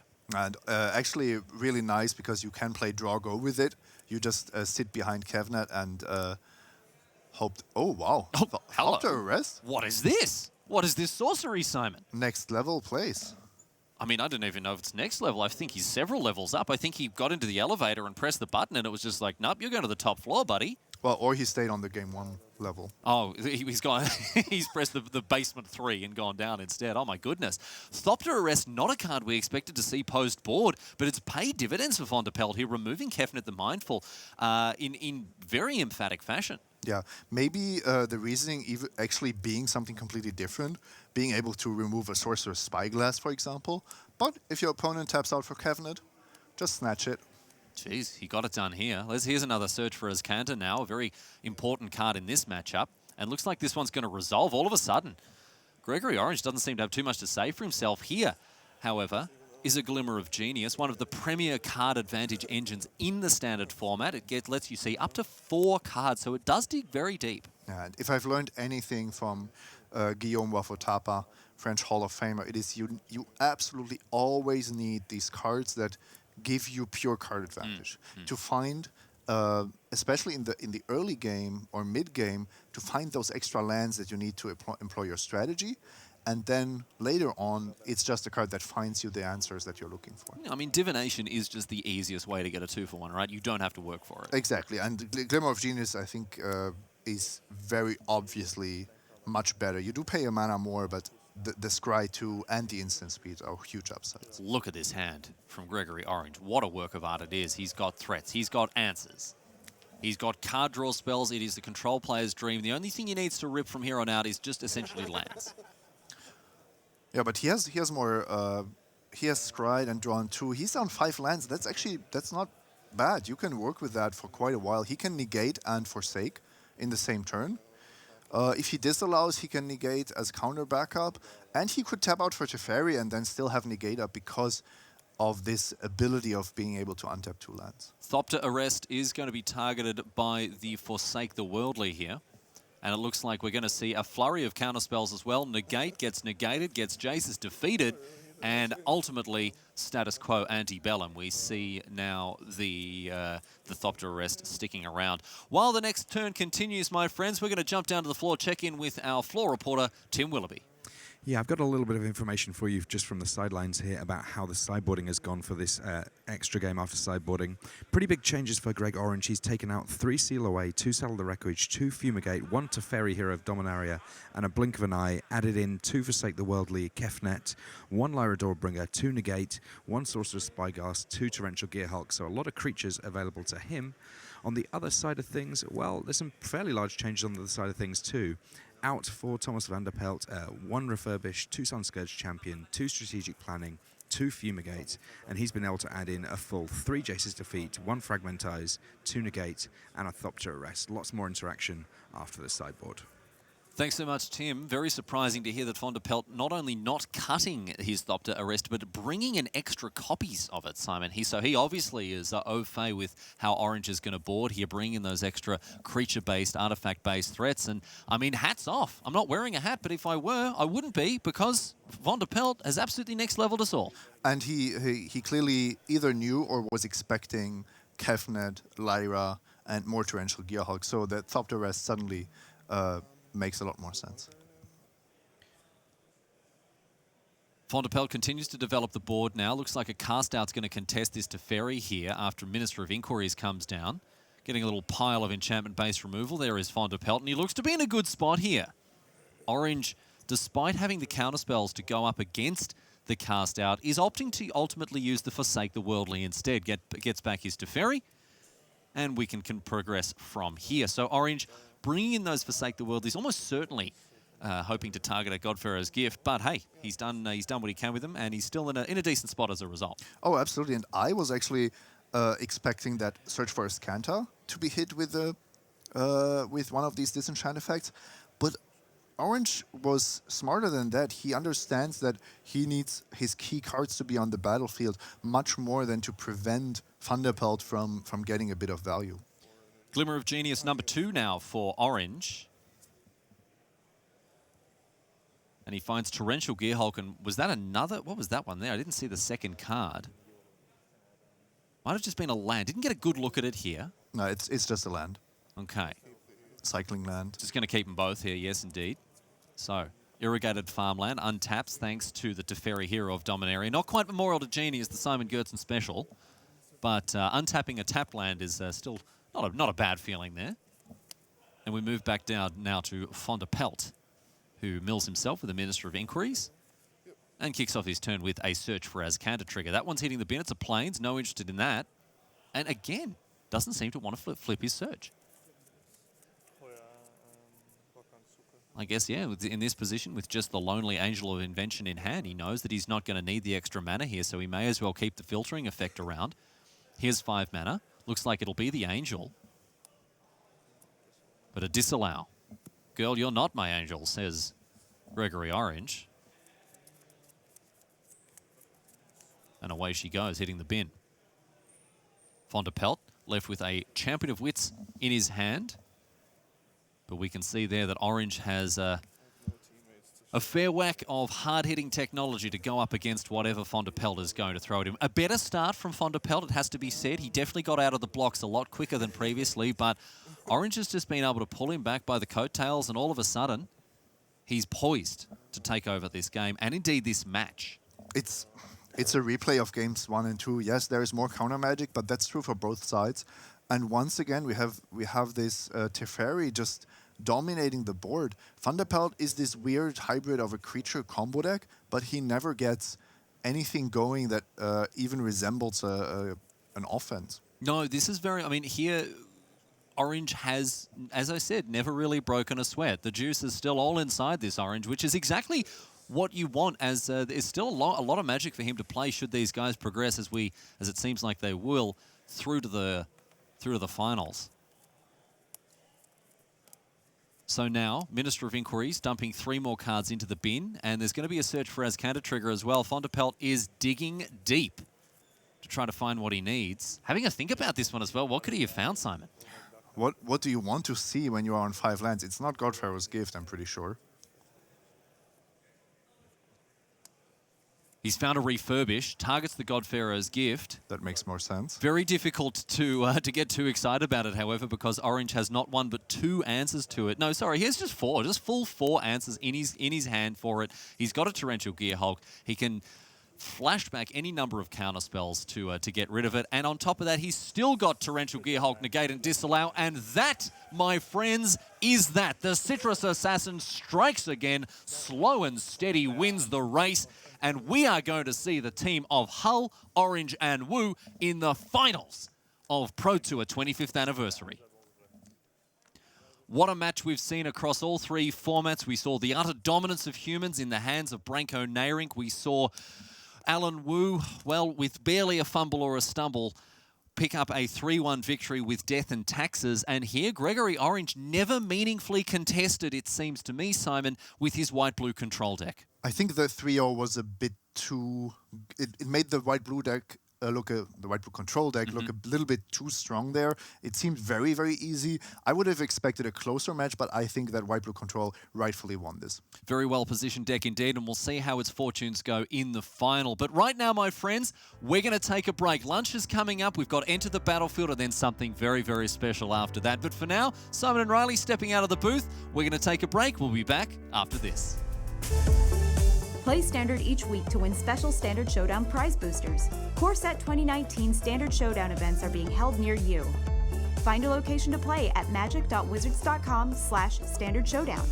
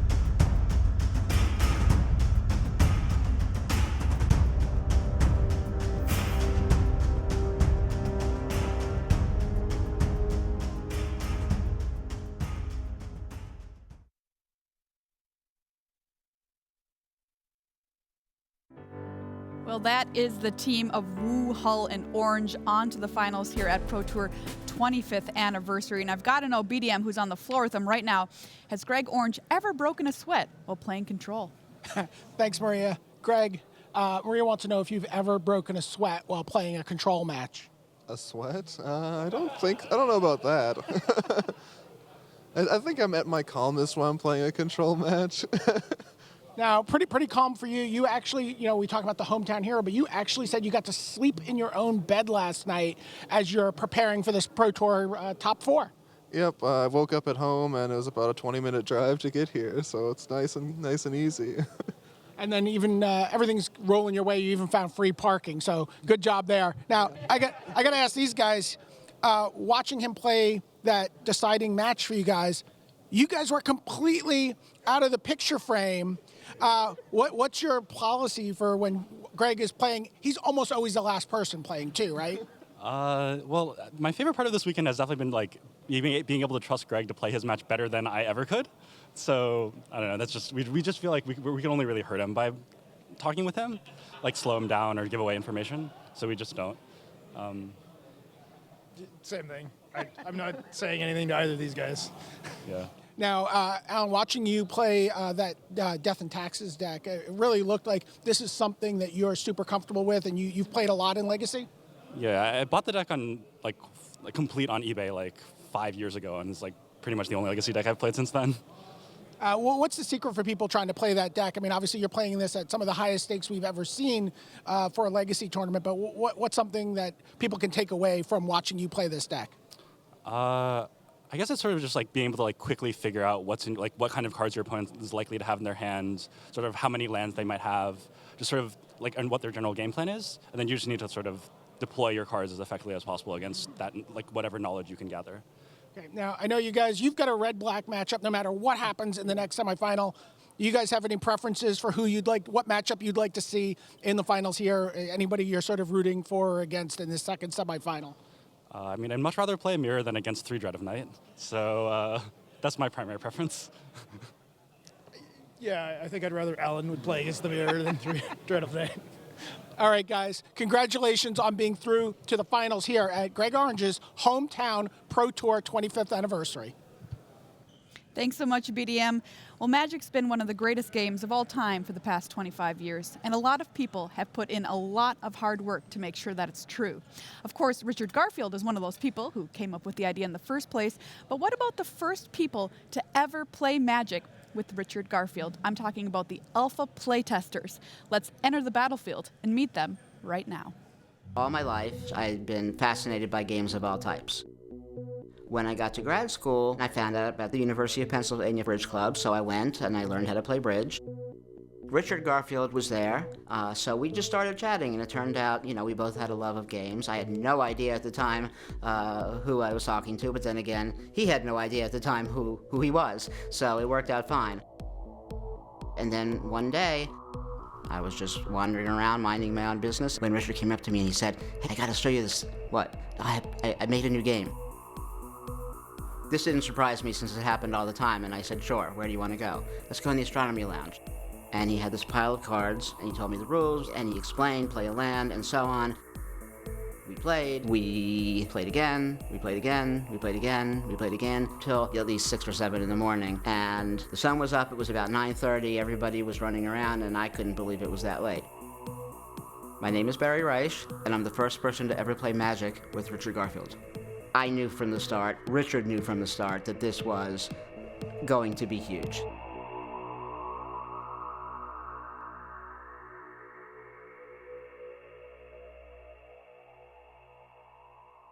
Well, Magic was the evolution of my love of creating and tinkering with games. So it was really a natural thing for me to want to make a game where all the cards modified the rules and people could choose which they play with and therefore construct their own game in some sense.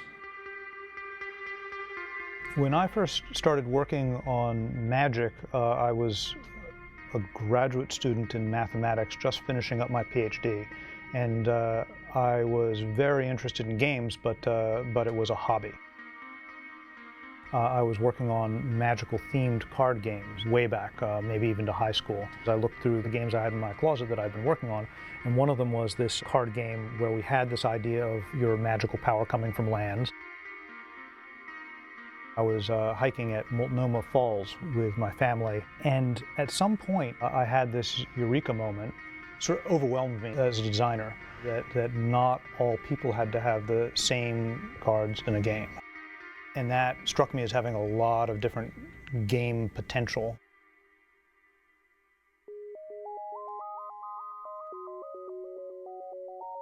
Whenever anybody makes a game, really, playtest is a really important part of the game design.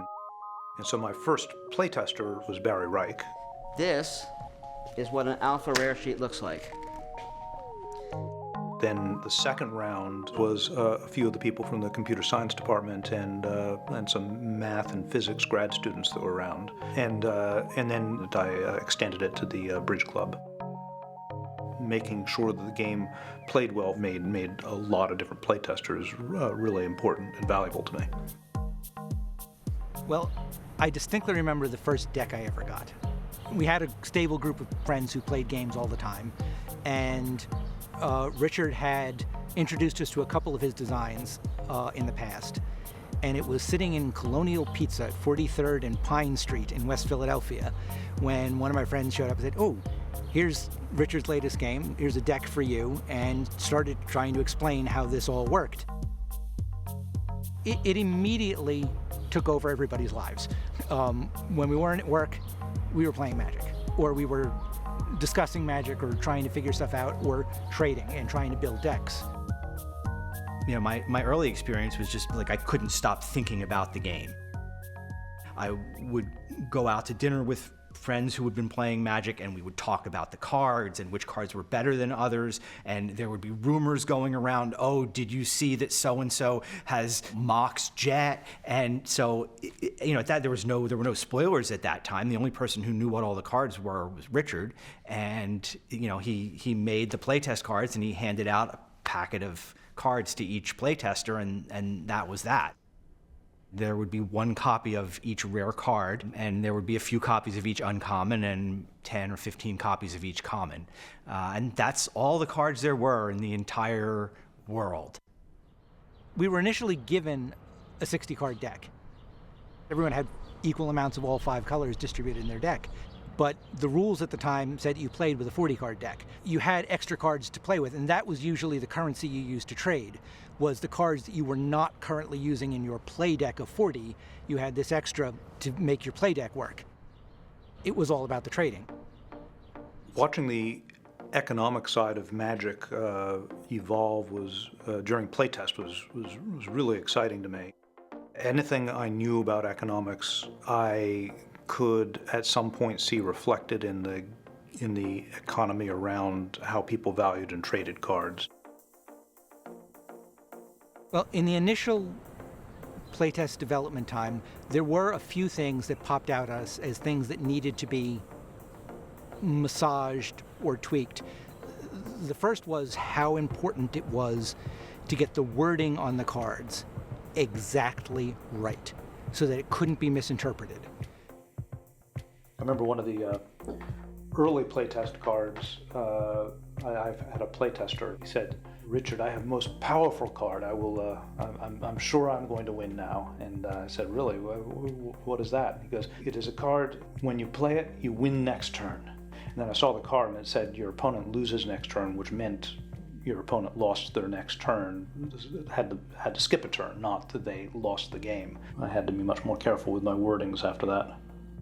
Lightning bolt your unicorn. The main thing that that I personally gave Richard feedback, and I think many of the playtesters were in that same camp, well, two things. One was, this card sucks, or this card is broken. It was almost always one or the other of those two things.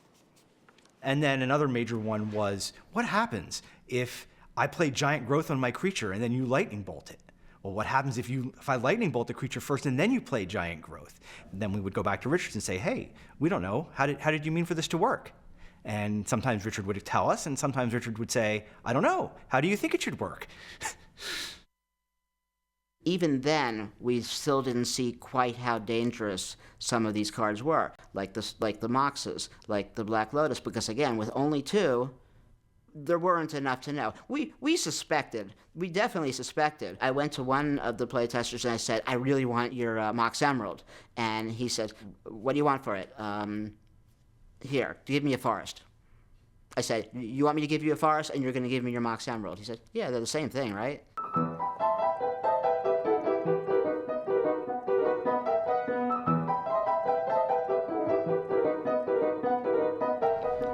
So my name is Dennis DeTurk, and I'm a mathematics professor at the University of Pennsylvania.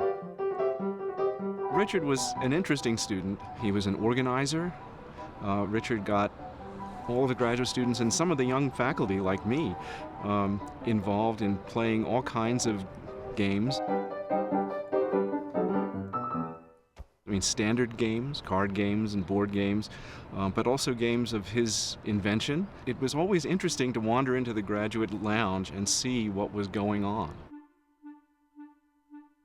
Yeah, Richard, as a graduate student, studied combinatorics, which is the mathematics of counting things, or patterns or networks.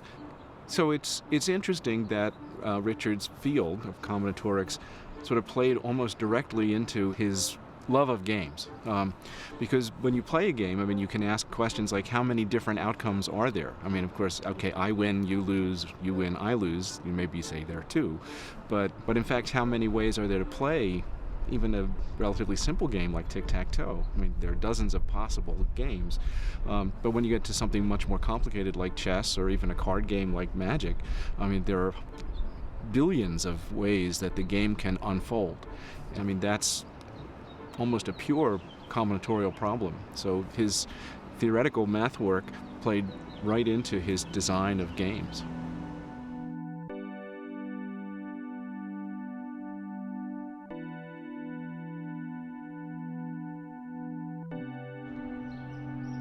He was the energy. He was the guy who put all the life into the gaming.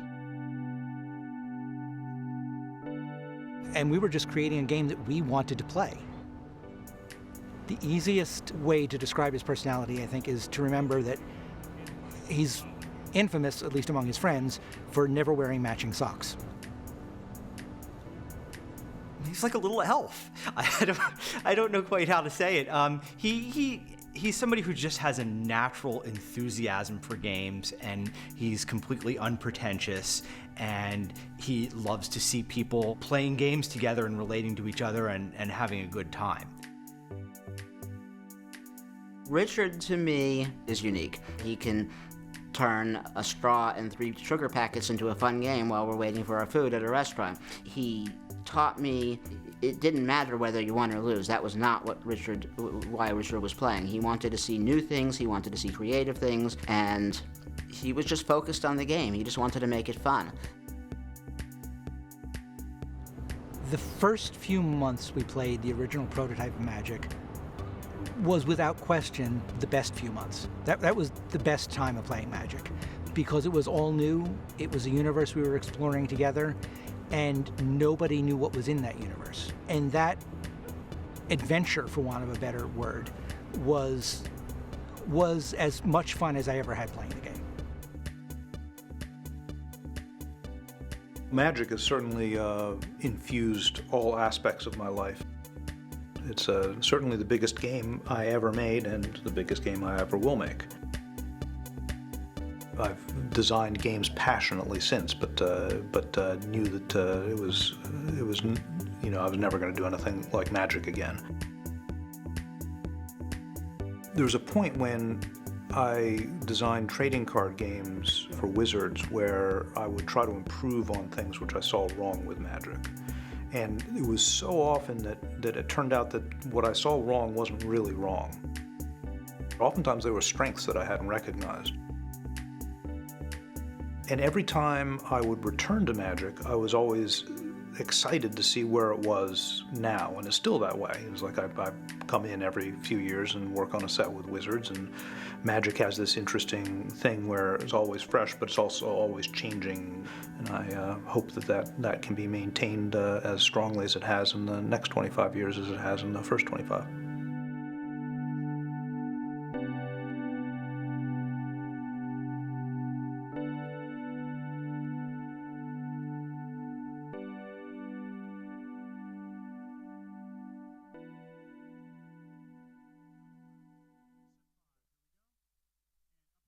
All right, Marshall.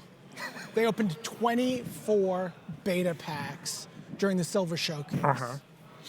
I saw. It's 25th anniversary of Magic. Do you know where that extra pack is? I do. I know exactly where it is. Oh my God! I can't believe we get to do this. We're gonna crack a pack. We're gonna crack a pack of beta. That's why we're wearing these hideous gloves. Yeah, but it's necessary. My hands are shaking, so you should open it. Okay. Wait, what does it smell like? That's really important. Okay, Oh, God, that's good. Vintage. Okay. All right. The rare is the last card in the pack, so we won't reveal that one, and I'll pull from the bottom. Okay, what do we got? Stream of Life. We saw that on camera today, by the way. Yeah, this was a card that Jason Chan sideboarded in. Earthbind, a Quentin Hoover piece. Mark Poole, of course, on Stream of Life. And my hands are actually shaking. Yeah, I see this. Look, this is the only time we're going to get to do this ever. Pearled Unicorn. Land number 1. Yeah. Remember, there were a lot of basic lands in these packs. This was how you got land. Back then, opening these packs, lands were good. All right, there's a forest. By the way, these are my 2 favorite arts for these. Christopher Rush and Dan Frazier. Weakness. Nice. Doug Schuler. So we're seeing all the early greats of Magic art. Are we going to say what card we'd take? Shannon Dryad. Right now True I'm on crack-a-pack fashion here? Right now I'm on Weakness. Same. Okay. Oh, where's Corbin? Merfolk of the Pearl Trident. Jeff Menges. Another early artist. Mountain. How does that mountain hold up for you? No, that's not the one. Okay. All right. 2 swamps. We should mention where these cards are going, shouldn't we, BDM? Yeah, absolutely. Good news, bad news. Good news, we get to open a pack. Bad news, we don't get to keep this. But the good news is these cards are going to Child's Play, so it's going to a very worthy cause. Absolutely. Ooh, Wall of Swords. I Nice love Wall one. of Swords. Great one. Would you take it over the Weakness? I would absolutely take Wall of Same. Swords. Okay. We got another uncommon. Library of Lang. I loved that card. I used to put that card in every deck I built back in the day. There's only 2 left. Okay. Crystal Rod. All right. What's our rare? Can't really slam it, but I'll slam it. Elvish Archers. That's the pick, by the way. Elvish is in the building. So, wow, look at this. Beautiful, beautiful beta cards. This one? I think I might still go with Yeah. Wall of Swords. I'm on with that one. That card is really hard to get through, 3/5 flying. These cards are so gorgeous, too. So, happy 25th anniversary, Magic. You've changed all our lives. This was a super exciting thing for us to get to do. Thank you. Thanks so much.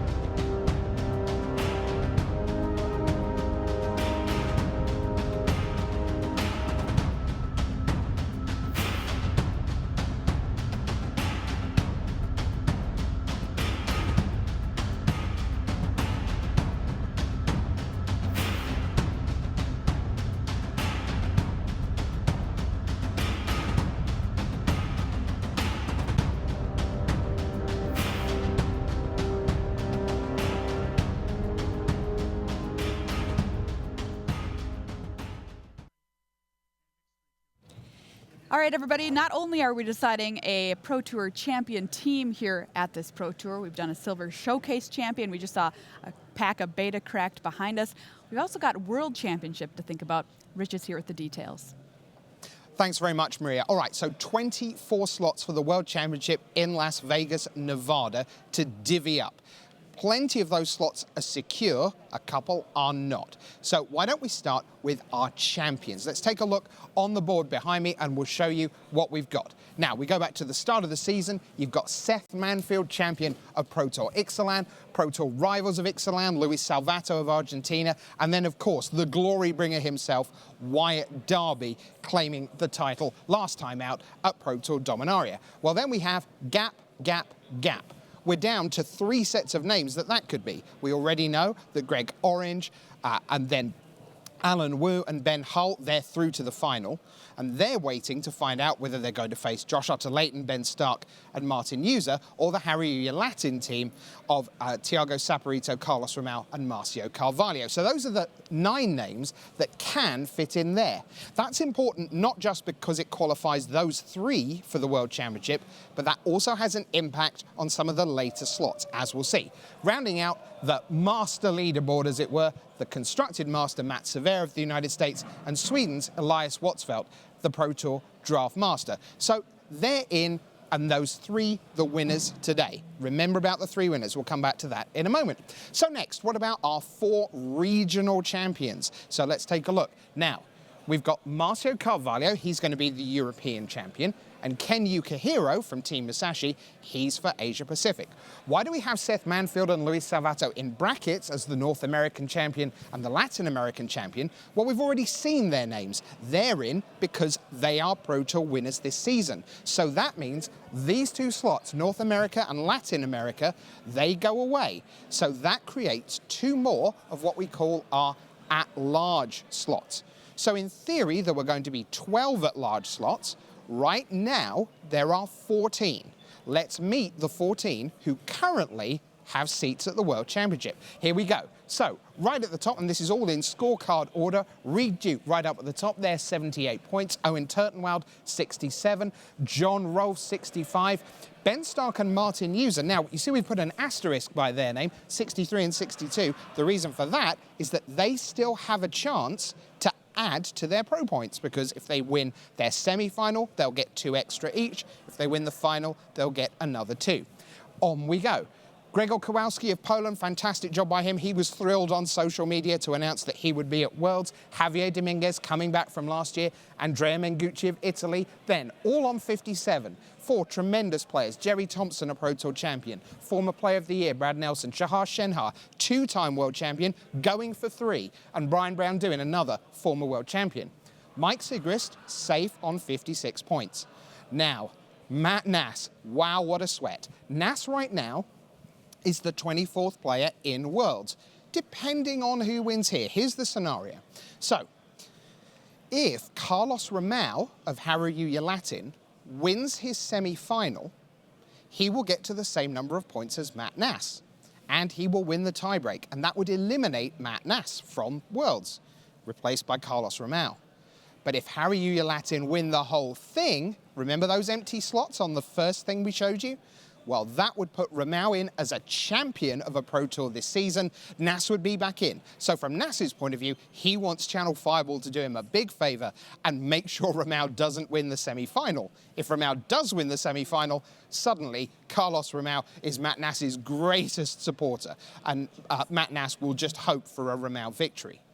Now, we mentioned Ben Stark and Martin User with the little asterisk, 63 and 62 points. Again, remember those 3 empty slots for the finalists, the winners here. If they win here, if Channel Fireball win, that will free up 2 additional at-large spots. Who wants that to happen? Jean-Emmanuel Depraz of France, the Grand Prix Warsaw champion, and last year from the Final 4 of the World Championship, Kelvin Chu. They are hoping against hope for a Channel Fireball victory overall. they're not the only ones. Let's show you the Team Series leaderboard. So here we go. We've got Harry Latin with a phenomenal performance all round. Lucas Escobedo, Salvato, and Pozzo, that trio did very, very well. For a long time, we thought they might be in the Final Four. The other half, Carvalho, Saporito, and Romao, we're about to see. They are absolutely locked in first place. We will see them at the Team Series Championship in Las Vegas. But then, Ultimate Guard Pro Team, this is the Peach Garden Oath, Duke, Turtenwald, Jensen, plus Finkel, Cuneo, and Rizzo. They are done at 177. Channel Fireball, meanwhile, 167, but still playing. User, Stark, and then, of course, Josh Utter-Leighton. If they can win the whole thing, they will leapfrog Ultimate Guard and face Harry Latin in the Team Series Championship. Now, all of those, of course, subject to post-tournament verification. Want to make sure we get the numbers right once we're back at the office. But right now, Matt Nass sweating on the 24th seat at Worlds, and Ultimate Guard really hoping that Channel Fireball can't get the job done. Rich, wow, a lot on the line here. Let's take a look at our bracket for where we've been so far this morning and where we have to go yet this afternoon. We've already had one semifinal, and we know that the team of Wu, Hull, and Orange are moving on to our final. But who will they face? It's going to be Josh Utter-Leighton, Ben Stark, and Martin Yuza, or Marcel Carvalho, Thiago Saporito, and Carlos Romao. Well, let's take a look at our first team here. Josh Utter-Leighton.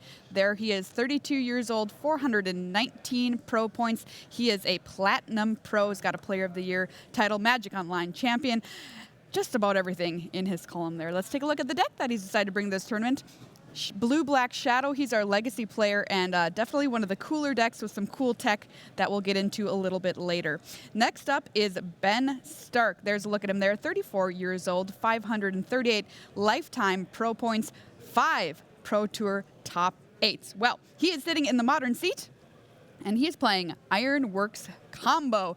I don't envy him at all playing that deck, but definitely one of the best in the format. And finally, we have Martin Yuza, 31 years old, Platinum Pro, 30 Grand Prix top 8s, 4 Pro Tour top 8s, including this one. And he is in the standard seat playing red, black, aggro, and there is a look at his deck. It's been a popular one for a while, and certainly one of the most strong decks in standard. All right, Luis, which of these decks do you want to take a deeper dive on?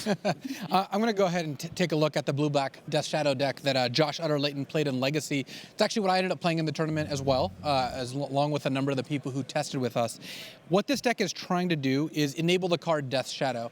It's really a Delver deck. It's got 4 copies of Delver of Secrets, and it's trying to beat the combo decks by coming out quickly and using Thoughtseize, Daze, Force of Will, Stubborn Denial, while also having good game against the creature-based decks because your Death Shadows and Gurmag Anglers are very large. You get to pay life with Street Wraith, Thoughtseize.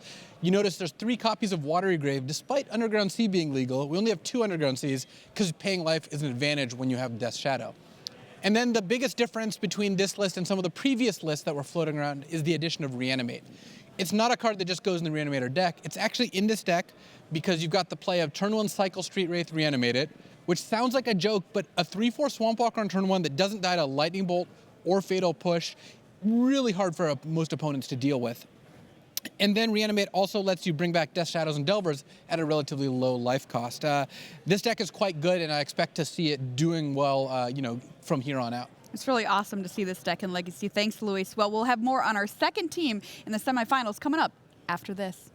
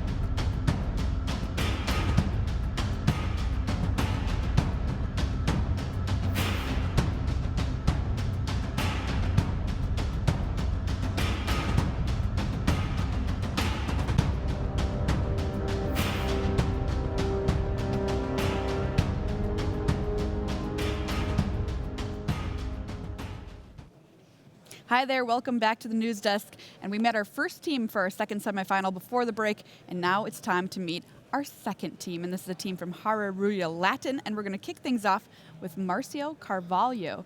Marcio Carvalho, there you see him on your screen, from Portugal, 32 years old, Platinum Pro, 5 Pro Tour top 8s under his belt, 15 Grand Prix top 8s, and 3 Grand Prix wins. Let's take a look at what he's playing. He is in the legacy seat for his team, playing Death and Taxes, which is a pretty popular one that we've seen here at this Pro Tour, wouldn't you say, Simon? Yes, it was expected to be popular because the banning of Death by Charm actually made Death and Taxes that much better. All right, let's take a look at one of his teammates, Tiago Saporito from Brazil, 25 years old, Platinum Pro. This is his second Pro Tour top 8, and he has 4 Grand Prix top 8s under his belt as well. And he's in the Modern seat for this team, playing Humans, one of the most popular decks in the Modern format. Is it one of the best, Luis? It is. It is very good against a wide range of decks, and is just quite a powerful deck in its own right. 15 or 16% metagame share this weekend. Oh, really? So the most played Modern deck. Let's take a look at their third team member, Carlos Ramal, 36 years old, Platinum Pro. This is his 3rd Pro Tour top 8s, 11 Grand Prix top 8s as well, Magic World Champion in 2002. 5 Grand Prix titles to his name, and he's playing standard for this team, playing, drum roll please, Red Black Aggro. And I want to talk just a little bit about this very briefly. Red Black Aggro was kind of the deck of choice, it seemed, over mono red aggro at this tournament, despite it winning the last Pro Tour. Yeah, the addition of black is not that huge a cost on your mana base, and getting to bring back Scrap Heap Scrounger and play cards like Unlicensed Disintegration or Cut Ribbons, plus critically sideboard Duress. I think that's actually secretly the best reason to be black. You gain so much and you pay so little. Yeah. I don't think there's a good reason not to play black. Putting in 4 copies of Canyon Slow in your deck might not even be a drawback. Like, the card is cycling. It's just a very powerful card. So that's why we saw something like 45% of the field on red-black, because it's proven to be a lot more dominant than mono-red. Let's take a look at what these matchups are going to look like for the players down there in the feature match area, and any predictions that you two have as well. Let's start in the legacy seat. So Josh Utter-Leyton is going to be on Blue Black Shadow, Marcio Carvalho on Death and Taxes. What do you think about this, Luis? So game 1 is in favor of Death and Taxes. The way their deck is constructed is very effective against the Death Shadow deck. They've got Swords to Plowshares, which is actually a 1-mana removal spell with upside against Death Shadow. It can kill any number of Death Shadows in play, because you Swords one of them, the opponent naturally goes to 13 and the other Death Shadows die. So Josh is restricted in his ability to put multiple into play at once. He just has to play one at a time. Josh would prefer another matchup, right? Death yes. Tax is not what he wants to play. No, it is not. And you know, cards like Mother of Runes and Ether Vial are very problematic against your removal, against your wastelands. Cavern of Souls and Vial combat Force of Will and Daze quite effectively. So it's pretty tough.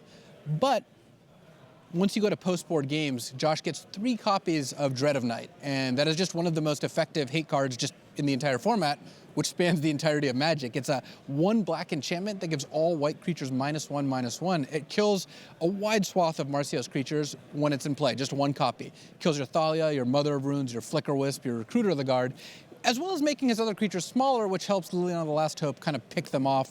Plus, Josh can find 2 copies of Dread of Night somewhat reliably with, you know, Ponders and Brainstorms. And, you know, part of the reflection of how bad we thought the matchup was the fact that we had 3 Dread of Nights for literally 1 matchup. Legacy's a field with 20-something good decks and another 15 not-so-good ones. And we put a card in, 3 copies, that's only against one of those decks. It's because we thought we needed the help. So, you know, I don't watch a ton of Legacy, but Death Shadow has been a popular deck in Modern. It's kind of on the outs a little bit now. But how did you settle on that deck to bring to this tournament? Was it simply the inclusion of something like Reanimate, where like, this pushes it over the edge? So what happened is Andrew Beckstrom and myself and Matt Nass and Josh were kind of looking for different decks to test. And Andrew Beckstrom actually spotted this Death Shadow list.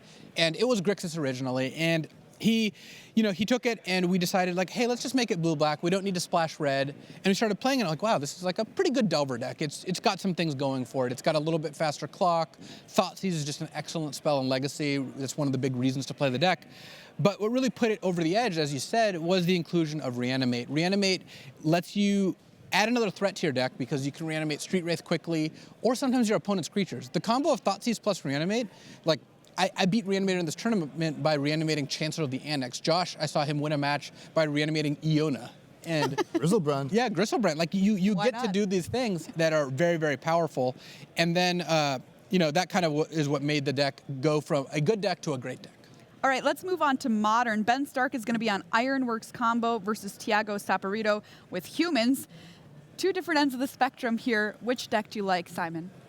This is actually an interesting matchup. Modern has this trend going that the decks are getting more and more streamlined towards what they want to do. And Ironworks combo is actually the prime example, I would say. It doesn't really care about what's going on the other side of the table, except for how fast is the clock. When do I actually have to combo off? However, Humans is the deck that's trying to force this interaction with Thalia, with Meddling Mage, with Kitesail Freebooter. So I think we are somehow going to look at a more interactive matchup than you would think.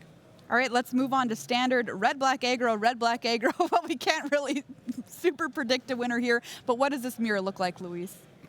How are we gonna know who has that? Well, it's a lot of jockeying for board position, and there's a lot of high impact plays like Glorybringer and Chandra. So I would look to see who's able to remain more ahead on board. There are fast draws involving Beaumont Courier and Heart of Kiran and Scrapheap Scrounger, but really it's going to come down to a war of attrition. You're not going to see that many people just getting run over because the deck has so much removal that it doesn't lend itself to a really fast aggro draw quite as much. Now, we see some quick games when you don't have your third or fourth land. Right. Then somebody just gets the upper hand and has enough tempo to close things out.